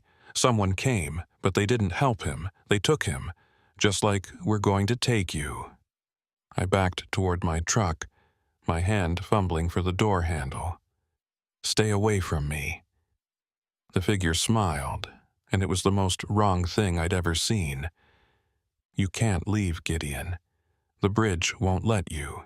Once you stop here, once you respond to the call, you belong to Cedar Creek. I yanked open the door and threw myself into the cab, slamming the locks. I put the truck in reverse and hit the gas, but nothing happened. The engine was running, I could hear it, feel the vibration through the steering wheel, but the truck didn't move. I tried again, revving higher, and still nothing. I looked down at the gauges, everything showed normal. Fuel, oil pressure, temperature. But I wasn't moving. I looked up and saw the figure, Reuben, or whatever was wearing his face, standing right outside my window. He raised his hand and pressed it against the glass, and where his palm touched, frost spread out in crystalline patterns. You're staying with us now, he said, his voice muffled but clear. You're part of the bridge, just like Reuben, just like all the others. I grabbed my phone and tried to dial 911, but there was no signal, not even emergency service. Just a blank screen that flickered once and went dark. I threw the phone onto the passenger seat and tried the CB radio. Static. I keyed the mic. This is Gideon Starnes. I'm on Cedar Creek Overpass and I need help. If anyone can hear me, please respond. Nothing but white noise. Then, through the static, I heard a voice. Not Reuben's voice, but a woman's. Calm, professional, with a slight southern accent. Gideon, this is Hazel Kittrell. I'm monitoring this frequency. I can hear you. Stay in your truck and don't open the doors. I'm coming to get you. I keyed the mic, my hands shaking. Who are you? How do you know about this place? The woman's voice came back, steady and reassuring. I know about Cedar Creek because I've been tracking it for 3 years. I know what happened to Reuben Calloway. I know what that bridge does to people. And I know how to get you out. But you need to trust me and do exactly what I say. Can you do that? I looked out the window. More figures were appearing on the bridge now, materializing out of the rain and darkness. Men, women, some in trucker gear, some in regular clothes, all of them standing still, all of them staring at my truck. Yes, I said into the mic, I can do that, just please hurry. Hazel's voice came through, calm but urgent. I'm 20 minutes out. Keep your doors locked, don't make eye contact with them, and whatever you do, don't leave the truck. They can't get inside unless you let them. Do you understand?" I nodded, even though she couldn't see me. "I understand." The radio went silent, and I sat there in the cab, surrounded by figures in the rain, waiting for a rescue I wasn't sure would come. 20 minutes felt like 20 hours. I sat in the cab with the engine idling, watching the figures outside multiply. They appeared from nowhere, stepping out of the rain and darkness like they'd been waiting just beyond the edge of visibility. Some stood close to the truck, their faces pressed against the windows, breath fogging the glass even though I knew they weren't breathing. Others lingered near the railings, motionless sentinels marking the boundaries of the bridge. I counted at least 15 of them, though it was hard to be sure in the shifting shadows and rain. The figure wearing Ruben's face stayed closest, standing directly in front of the hood where my headlights illuminated him. He hadn't moved since I'd locked myself in the cab, just stood there with that wrong smile on his face, watching.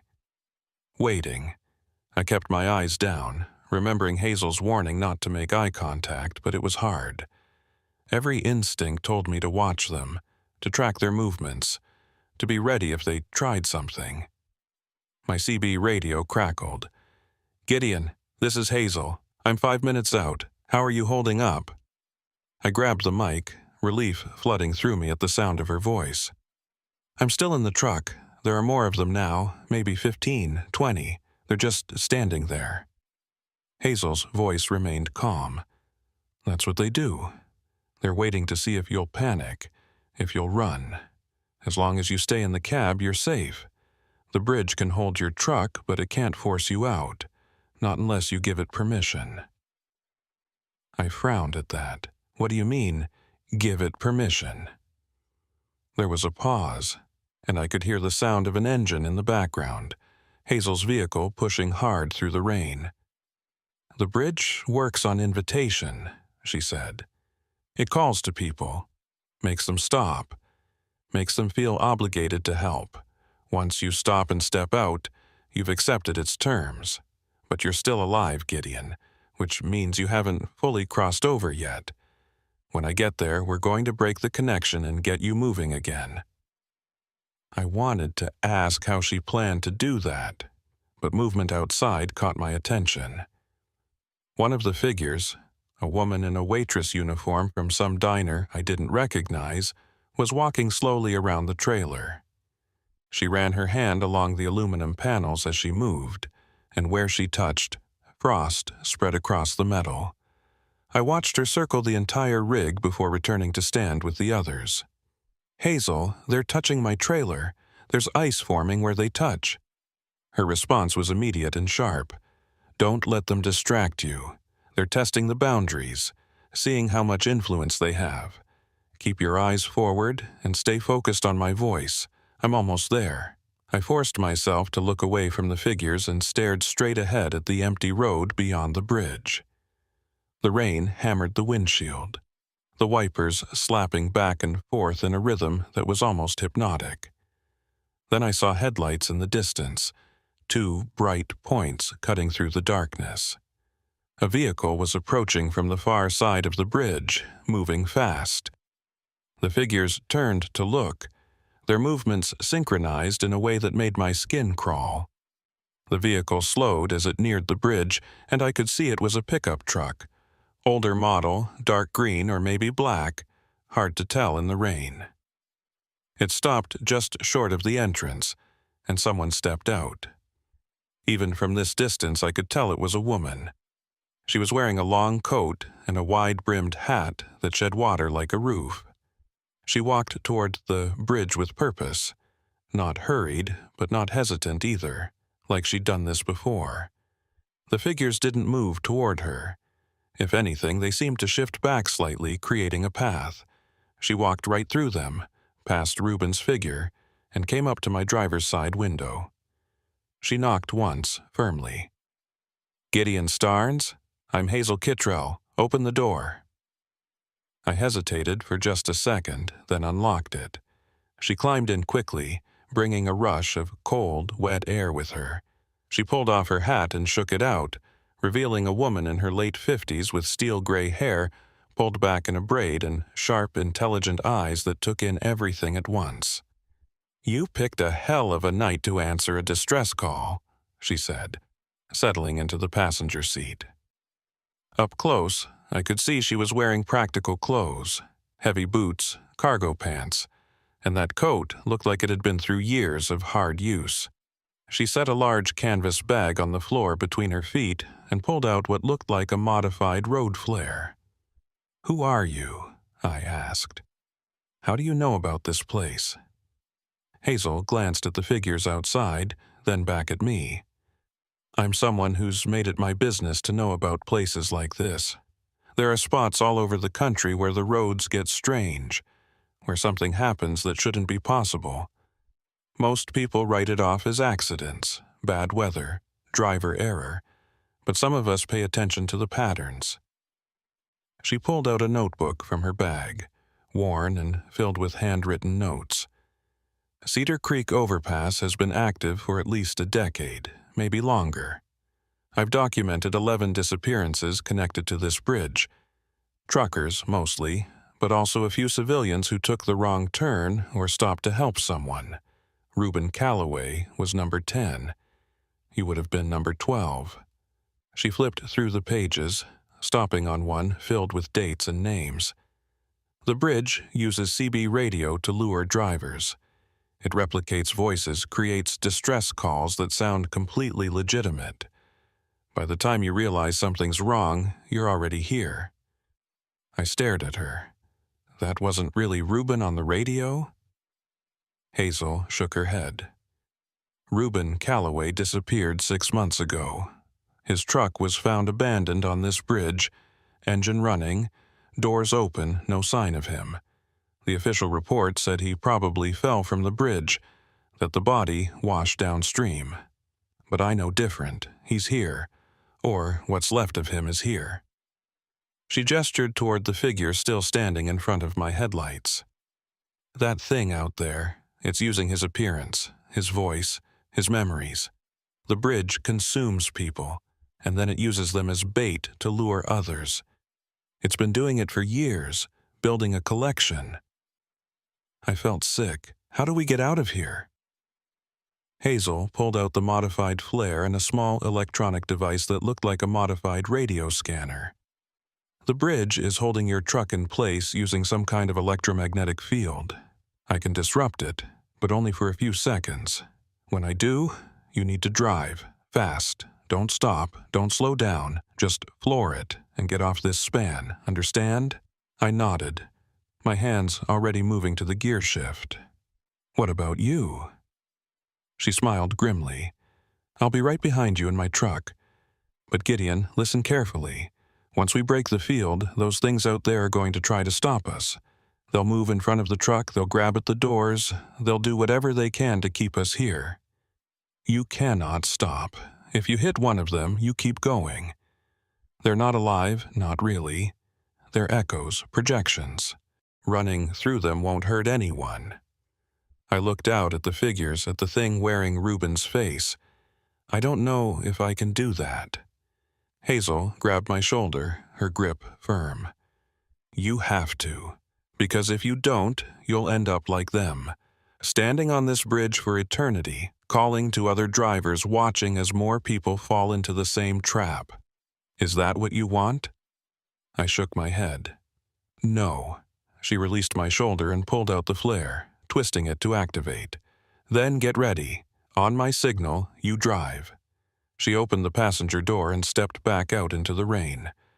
I watched her walk around to the front of my truck, the flare held high. The figures turned to watch her, their movements slow and deliberate.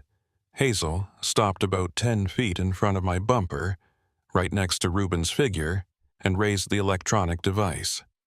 She pressed a button, and a high-pitched whine filled the air, so loud I could hear it even inside the cab with the windows closed. The effect was immediate. The figures jerked backward like they'd been hit with an invisible wave. Some of them flickered, their forms becoming translucent, unstable. Reuben's figure stumbled, his face contorting into something that wasn't human at all, just angles and shadows and rage. Hazel held the device steady, then struck the flare against the pavement. It ignited with a brilliant white light that cut through the rain like a searchlight. "Now!" she shouted, her voice barely audible over the whine. "Drive now!" I slammed the truck into first gear and floored the gas. The tires spun for a second, then caught. The truck lurched forward, and I felt the resistance break, like a rope snapping under tension. I shifted into second, then third, accelerating as fast as I dared on the wet pavement. The figures scattered, but not fast enough. I drove straight through where Reuben's figure had been standing, and it dissolved into mist as my bumper passed through it. I kept my eyes forward, both hands locked on the wheel, watching the far end of the bridge rush toward me. Behind me, I could see Hazel sprinting back to her truck in my side mirror. She reached it, jumped in, and her engine roared to life. She accelerated hard, following right behind me. The figures were reforming, trying to block the road, but the white light from the flare was still burning where Hazel had dropped it, and they couldn't seem to cross that barrier. I cleared the bridge and kept driving, not slowing until I'd put at least a mile between me and Cedar Creek overpass. Finally, I pulled onto the shoulder and put the truck in neutral, my hands shaking so badly I could barely hold the wheel. Hazel's truck pulled up behind me, and she got out and walked up to my window. I rolled it down. "You did good," she said. "Most people freeze up or panic. You kept your head." I let out a shaky breath. "What the hell was that back there? What is that bridge?" Hazel leaned against the door, rain dripping from her hat. "Honestly, I don't know. I've got theories.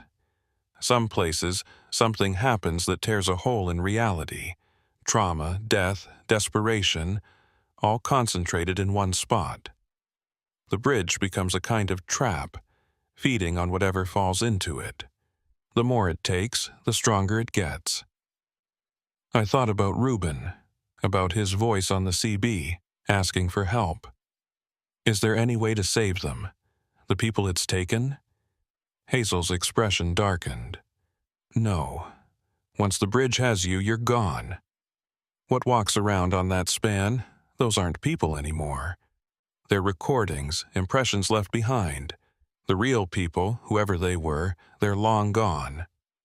She straightened up. "You should get back on the road. Put distance between you and this place. And, Gideon, do yourself a favor. Don't answer distress calls on back roads anymore. Not in Oregon, not anywhere. You never know what's really on the other end." I wanted to argue, wanted to say that you can't just ignore people who need help, but after what I'd just seen, I wasn't sure anymore.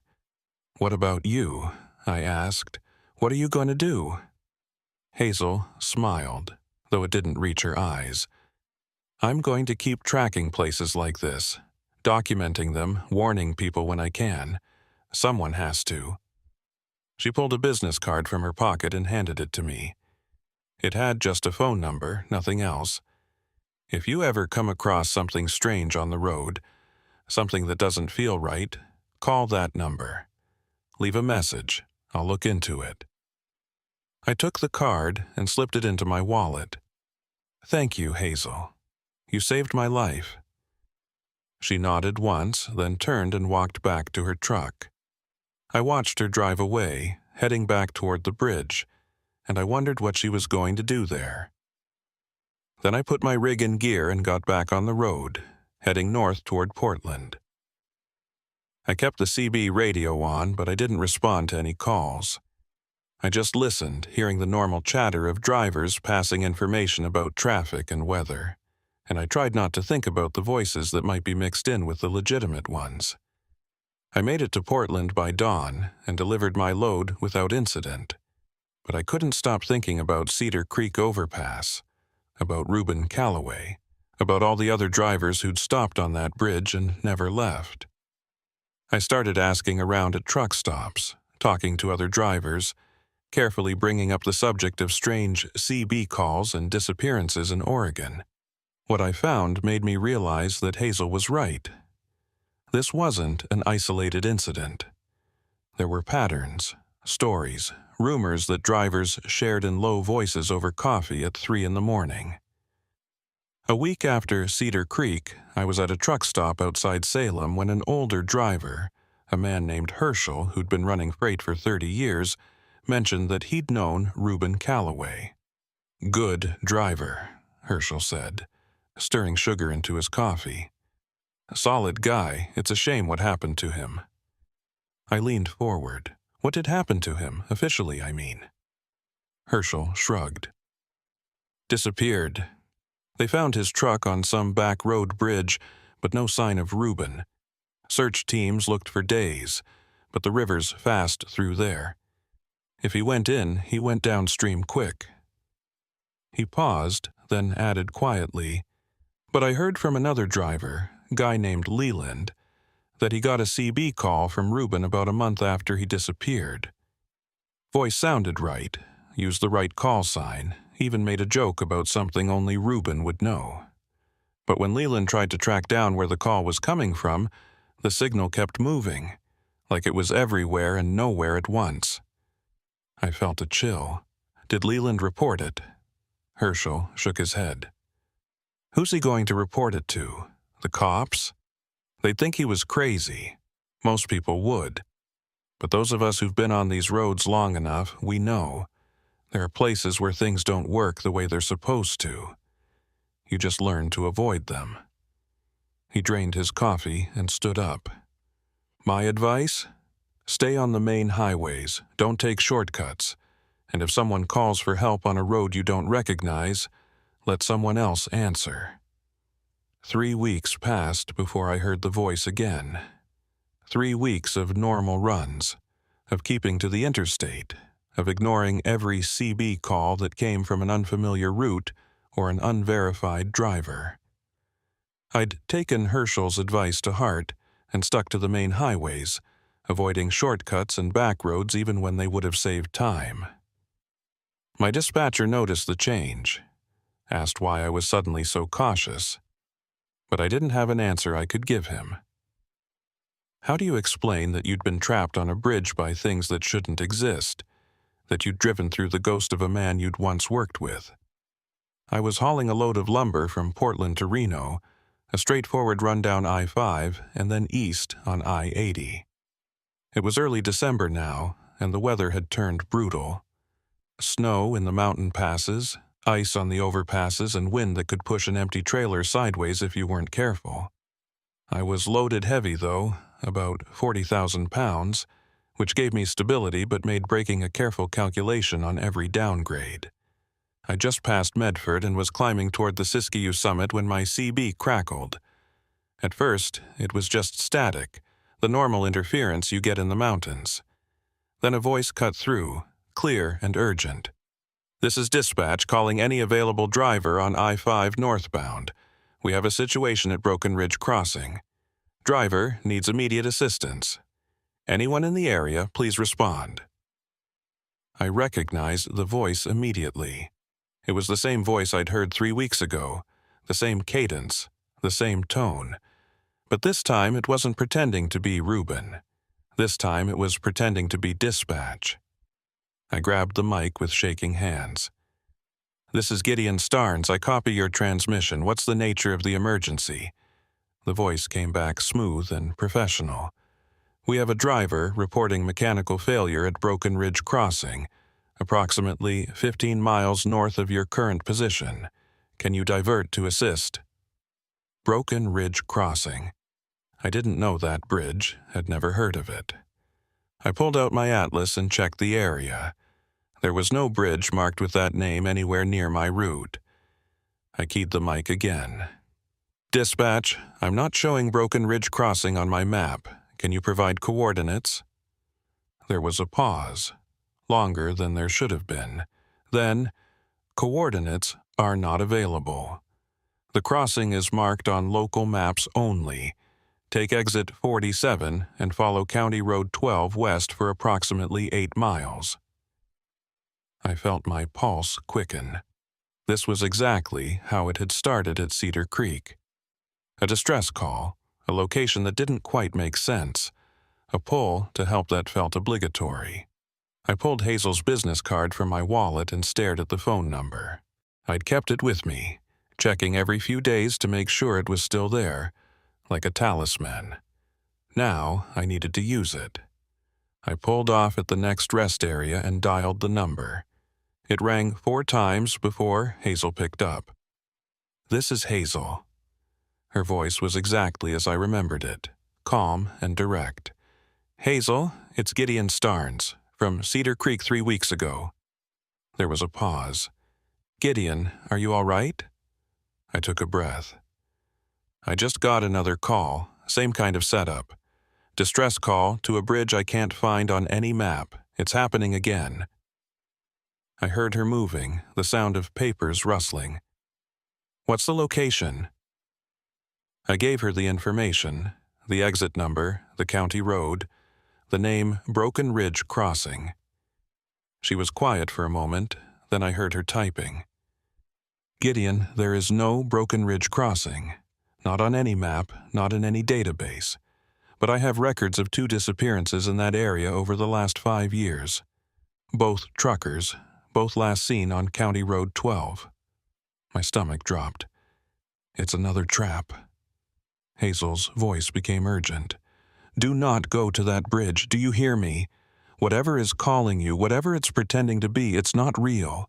It's the same thing that took Reuben, the same thing that tried to take you at Cedar Creek. They're connected, Gideon. These bridges, they're part of a network." I gripped the phone tighter. "A network? What do you mean?" She let out a frustrated breath.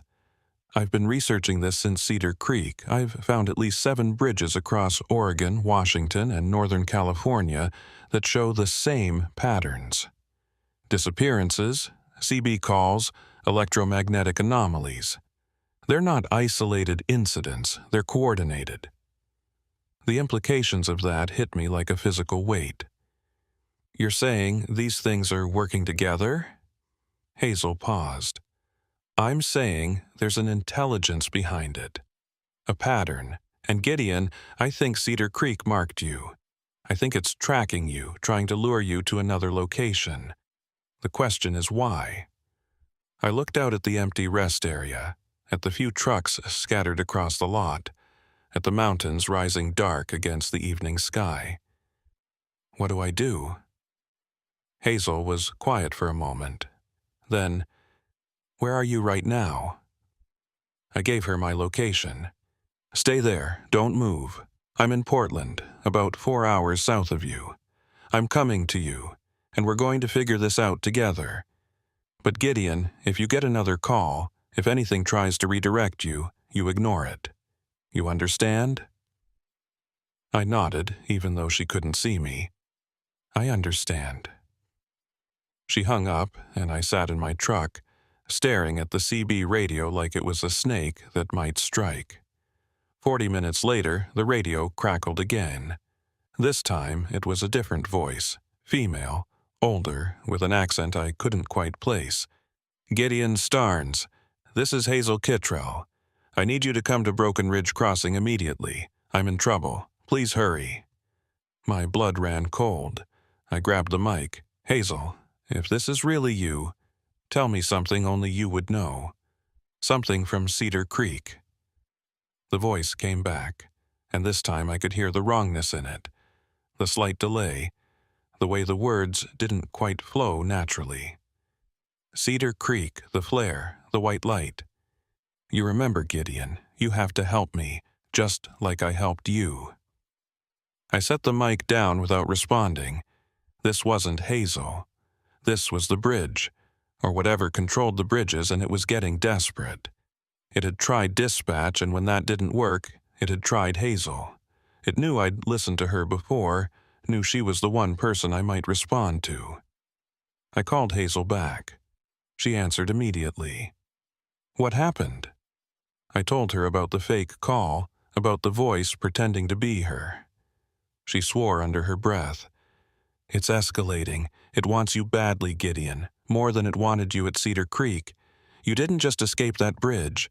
You broke its hold, and now it's trying to reclaim you. Her voice became harder, more determined. I'm 2 hours out. Lock your doors, stay in a public place, and do not answer your CB. I'm going to get you out of this. The next 2 hours were the longest of my life. I sat in the rest area, surrounded by other drivers who had no idea what was happening, and I watched the CB radio. It crackled periodically, voices coming through. Some were legitimate, normal driver chatter about weather and road conditions. But others were wrong. A woman asking for help on a bridge I'd never heard of. A man claiming to be highway patrol requesting assistance. A child's voice, young and scared, saying they were lost. That last one nearly broke me. Everything in me wanted to respond, wanted to help. But I remembered what Hazel had said. These weren't real people. They were lures, bait designed to exploit the instinct that makes truckers look out for each other. I turned the volume down until it was barely audible and focused on staying calm. Hazel arrived at 9 p.m., pulling into the rest area in her dark green pickup. She parked next to my truck and climbed out, carrying the same canvas bag I'd seen at Cedar Creek. She knocked on my door, and I let her in. She looked tired, her eyes rimmed with red like she hadn't slept in days, but her expression was focused and determined. "Show me the CB," she said. I turned up the volume, and immediately a voice came through. It was Reuben again, or the thing wearing his voice. "Gideon, I'm at Broken Ridge Crossing. I've been waiting for you. Why didn't you come?" Hazel listened, her jaw tight. She pulled out the electronic device she'd used at Cedar Creek and held it near the CB speaker. The device chirped and beeped, displaying readings I didn't understand. "It's definitely the same source," she said. "Same frequency modulation, same electromagnetic signature. Whatever's at Broken Ridge is connected to Cedar Creek." She looked at me. "Gideon, I need to ask you something, and I need you to be honest. When we escaped Cedar Creek, did anything touch you? Did any of those figures make physical contact?" I thought back to that night, to the desperate drive across the bridge, to the figures dissolving as I passed through them. "No," I said. "I stayed in the truck. Nothing touched me." Hazel frowned. "Then how is it tracking you? How does it know where you are?" She pulled out her notebook and flipped through pages filled with diagrams and notes. "Unless," she looked up at me suddenly, "your CB. They communicated through your CB at Cedar Creek. What if they left something behind?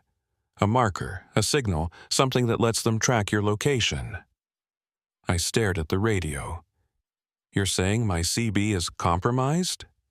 Hazel nodded slowly. "It's the only explanation that makes sense. They know where you are because your radio is broadcasting your location. It's like a homing beacon." I reached for the radio, ready to tear it out of the dashboard, but Hazel stopped me. "Wait, if we remove it now, we lose our advantage. Right now, they think they can still lure you. They think their calls are working. But if we use that against them, if we make them think you're coming to Broken Ridge, we can set a trap." I looked at her like she was crazy. "You want to go to that bridge? After everything we just talked about?" Hazel's eyes were hard, determined. "I want to end this. I've been tracking these bridges for 3 years, documenting disappearances, warning drivers when I can. But I've never had an opportunity like this. If we go to Broken Ridge, if we confront whatever's there, maybe we can figure out how to stop it, how to shut down the network." She leaned closer. "Gideon, how many more drivers are going to disappear if we don't do something? How many more Reubens?" I wanted to say no, wanted to tell her this was insane, that we should just destroy my CB and get as far away from Oregon as possible. But she was right. The calls wouldn't stop. The bridges would keep hunting, keep taking people, keep growing stronger. And if there was even a chance we could stop it, we had to try. "All right," I said. "What's the plan?" Hazel opened her bag and pulled out equipment. More flares, the electronic device, something that looked like a modified GPS unit, and a digital camera. "We're going to Broken Ridge, but we're going prepared. I've got enough flares to light up half the county, and this device," she held up the electronic disruptor, "I've modified it since Cedar Creek. It's stronger now, with a wider range.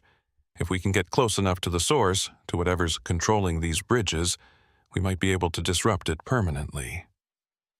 We spent the next hour planning.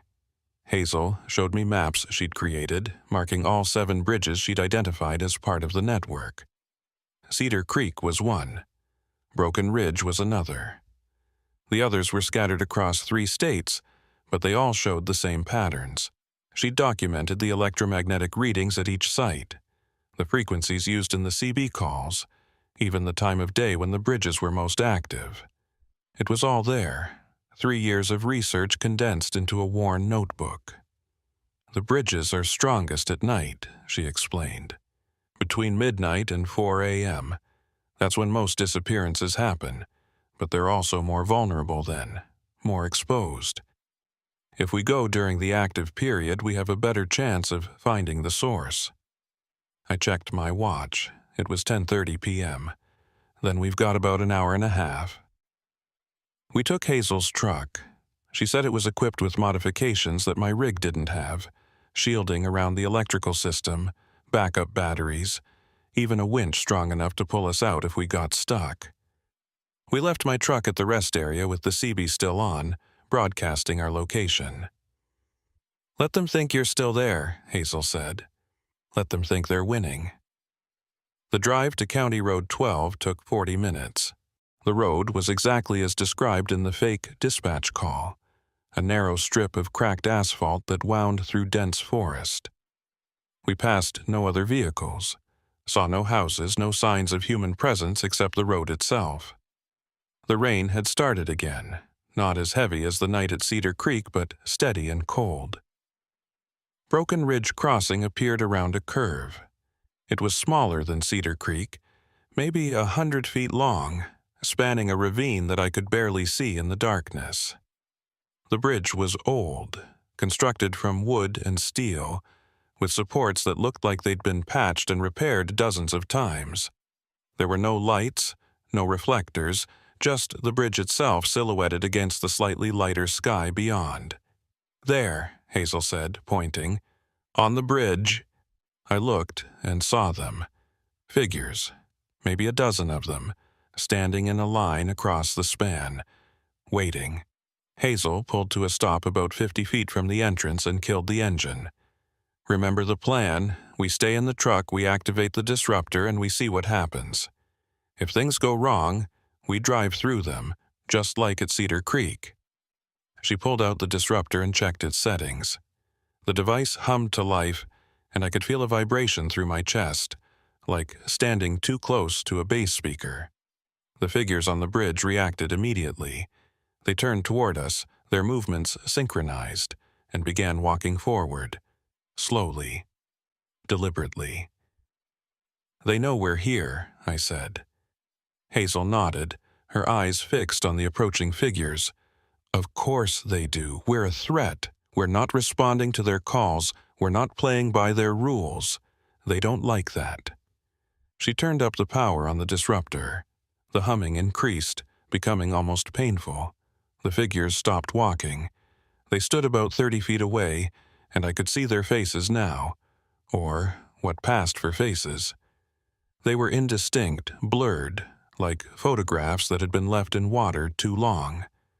Then one of them spoke, not with a voice but directly into my mind, the same way Reuben's figure had at Cedar Creek.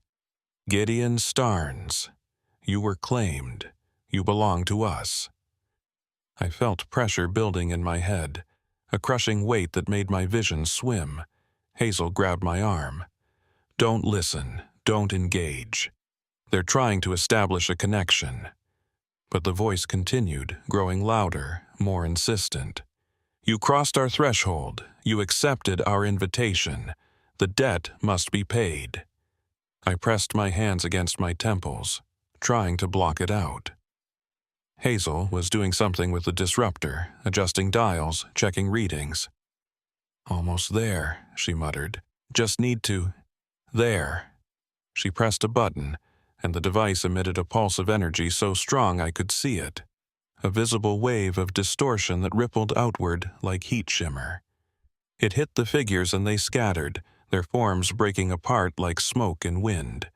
But they reformed almost immediately, closer now, angrier. The voice in my head became a roar. "You cannot stop us. We are the roads. We are the bridges. We are everywhere you drive."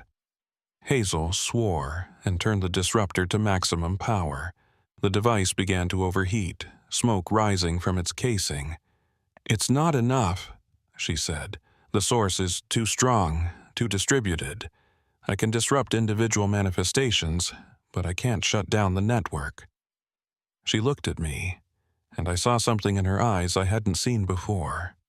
Fear. "We need to go," she said. "Now." She started the engine and threw the truck into reverse, but nothing happened. The engine was running, the transmission engaged, but the truck didn't move. We were stuck, just like I'd been at Cedar Creek. "No," Hazel said, hitting the steering wheel. "No, no, no, the shielding should have prevented this." The figures were surrounding us now, pressing close against the windows. I could see their hands leaving frost patterns on the glass, see their faces pressing closer, features becoming more defined. I recognized some of them. The woman in the waitress uniform I'd seen at Cedar Creek. A man in a flannel shirt. And there, at the back, Reuben Calloway, watching with those empty eyes. "Hazel," I said quietly, "I think we made a mistake." She looked at me, her face pale. "I'm sorry, Gideon. I thought we could stop this. I thought if we confronted it, if we understood it, we could find a weakness." She pulled out one of the flares and struck it. The white light filled the truck's interior, and the figures recoiled slightly. "But I was wrong. This is bigger than we thought. Older, stronger." The voice came again, and this time it was speaking to both of us. "Hazel Kittrell, you have interfered for too long. You have warned away prey. You have disrupted our gatherings. Now you will join them. Now you will call to others. Both of you. Forever." I felt something then, a pulling sensation like invisible hooks digging into my chest, trying to drag me out of the truck. I grabbed the door handle, holding on, fighting the urge to step outside.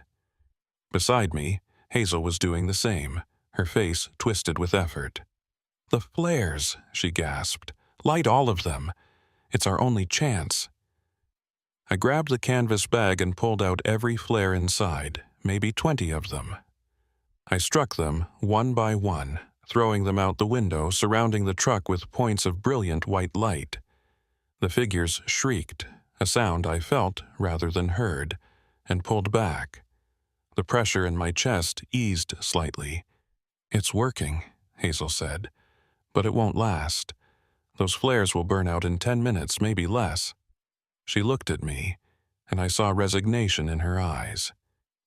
"Gideon, one of us needs to get out of here. One of us needs to survive to warn others, to keep documenting these places." I understood what she was saying, what she was about to do. "No," I said. "We both get out. We find another way." She smiled sadly. "There is no other way. The truck won't move. The disruptor's fried. All we have are the flares, and they're not enough to get both of us clear." She reached into her jacket and pulled out a small digital recorder. "Everything I know is on here. Every bridge, every disappearance, every pattern I've found. Take it. Keep recording. Keep warning people. Make my work mean something. She handed me the recorder and grabbed another flare. When I get out, when I draw them away from the truck, you're going to run. There's a logging road about a quarter-mile back the way we came.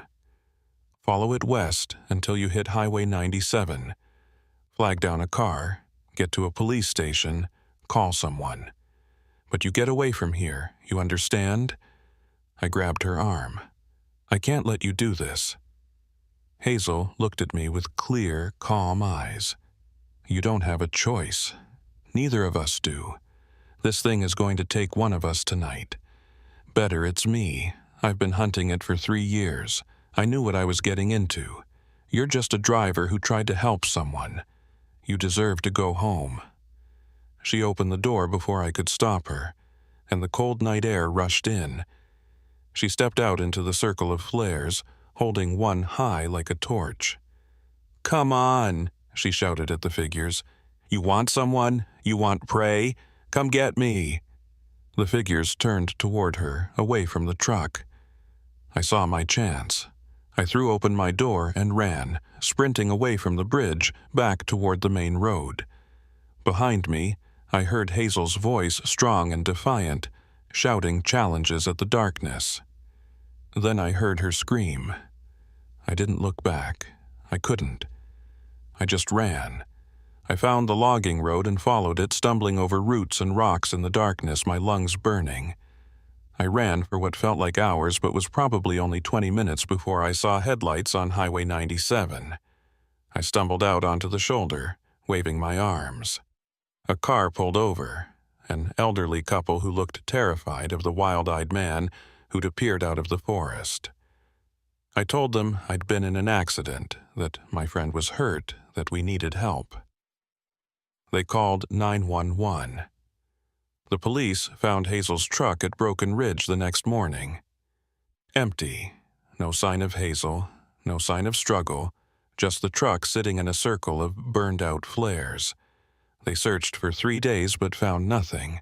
She was listed as a missing person, presumed dead, though they never found a body. The official report said she probably fell from the bridge, that the creek below had carried her away. I didn't correct them. I kept the digital recorder, listened to every entry, read every note. Hazel had documented hundreds of incidents across 7 states, patterns of disappearances that went back decades. She'd been right about the network. The bridges were connected, coordinated, hunting together, and she'd died trying to stop them. I quit driving after that, sold my truck, took a job at a warehouse in Portland. I couldn't be on the road anymore, couldn't risk hearing those voices, couldn't risk another bridge. But I kept Hazel's work alive. I created a website, anonymous, posting her research. I monitored CB frequencies, listening for distress calls that didn't sound right. When I found them, I posted warnings. I became what Hazel had been. A watcher, a warner. It's been 8 months now. 8 months since Broken Ridge. 8 months since I lost Hazel. And last night, I got a call. My cell phone, which should be impossible because I've never given the number to anyone connected to the bridges. The voice on the other end was female, calm, with a slight southern accent. "Gideon, this is Hazel Kittrell. I'm monitoring this frequency. I can hear you. I need your help. Please come to Broken Ridge. I've been waiting." I hung up without responding. But I know what it means. The bridges have Hazel now. They're using her voice, her identity, her memories, just like they used Reuben, just like they'll use anyone who gets too close. I should destroy my phone, change my number, move somewhere far from any bridge. But I won't, because someone has to keep watching. Someone has to keep warning. Someone has to remember the people who were taken. And sometimes, late at night when I can't sleep, I wonder if Hazel's still in there somewhere. If some part of her consciousness survived, trapped in that network of bridges calling out to the one person who might understand. And I wonder if answering would be brave or stupid. If going back to Broken Ridge would be an act of rescue or suicide. I don't know the answer. But I keep her recorder charged. I keep monitoring the frequencies, and I keep waiting for the day when I'll have to make that choice. Because I owe her that much. I owe her everything. The bridges are still out there, still calling, still taking, and somewhere in that network of stone and steel and something darker, Hazel Kittrell is watching the roads, just like she always did. Only now she's on the other side.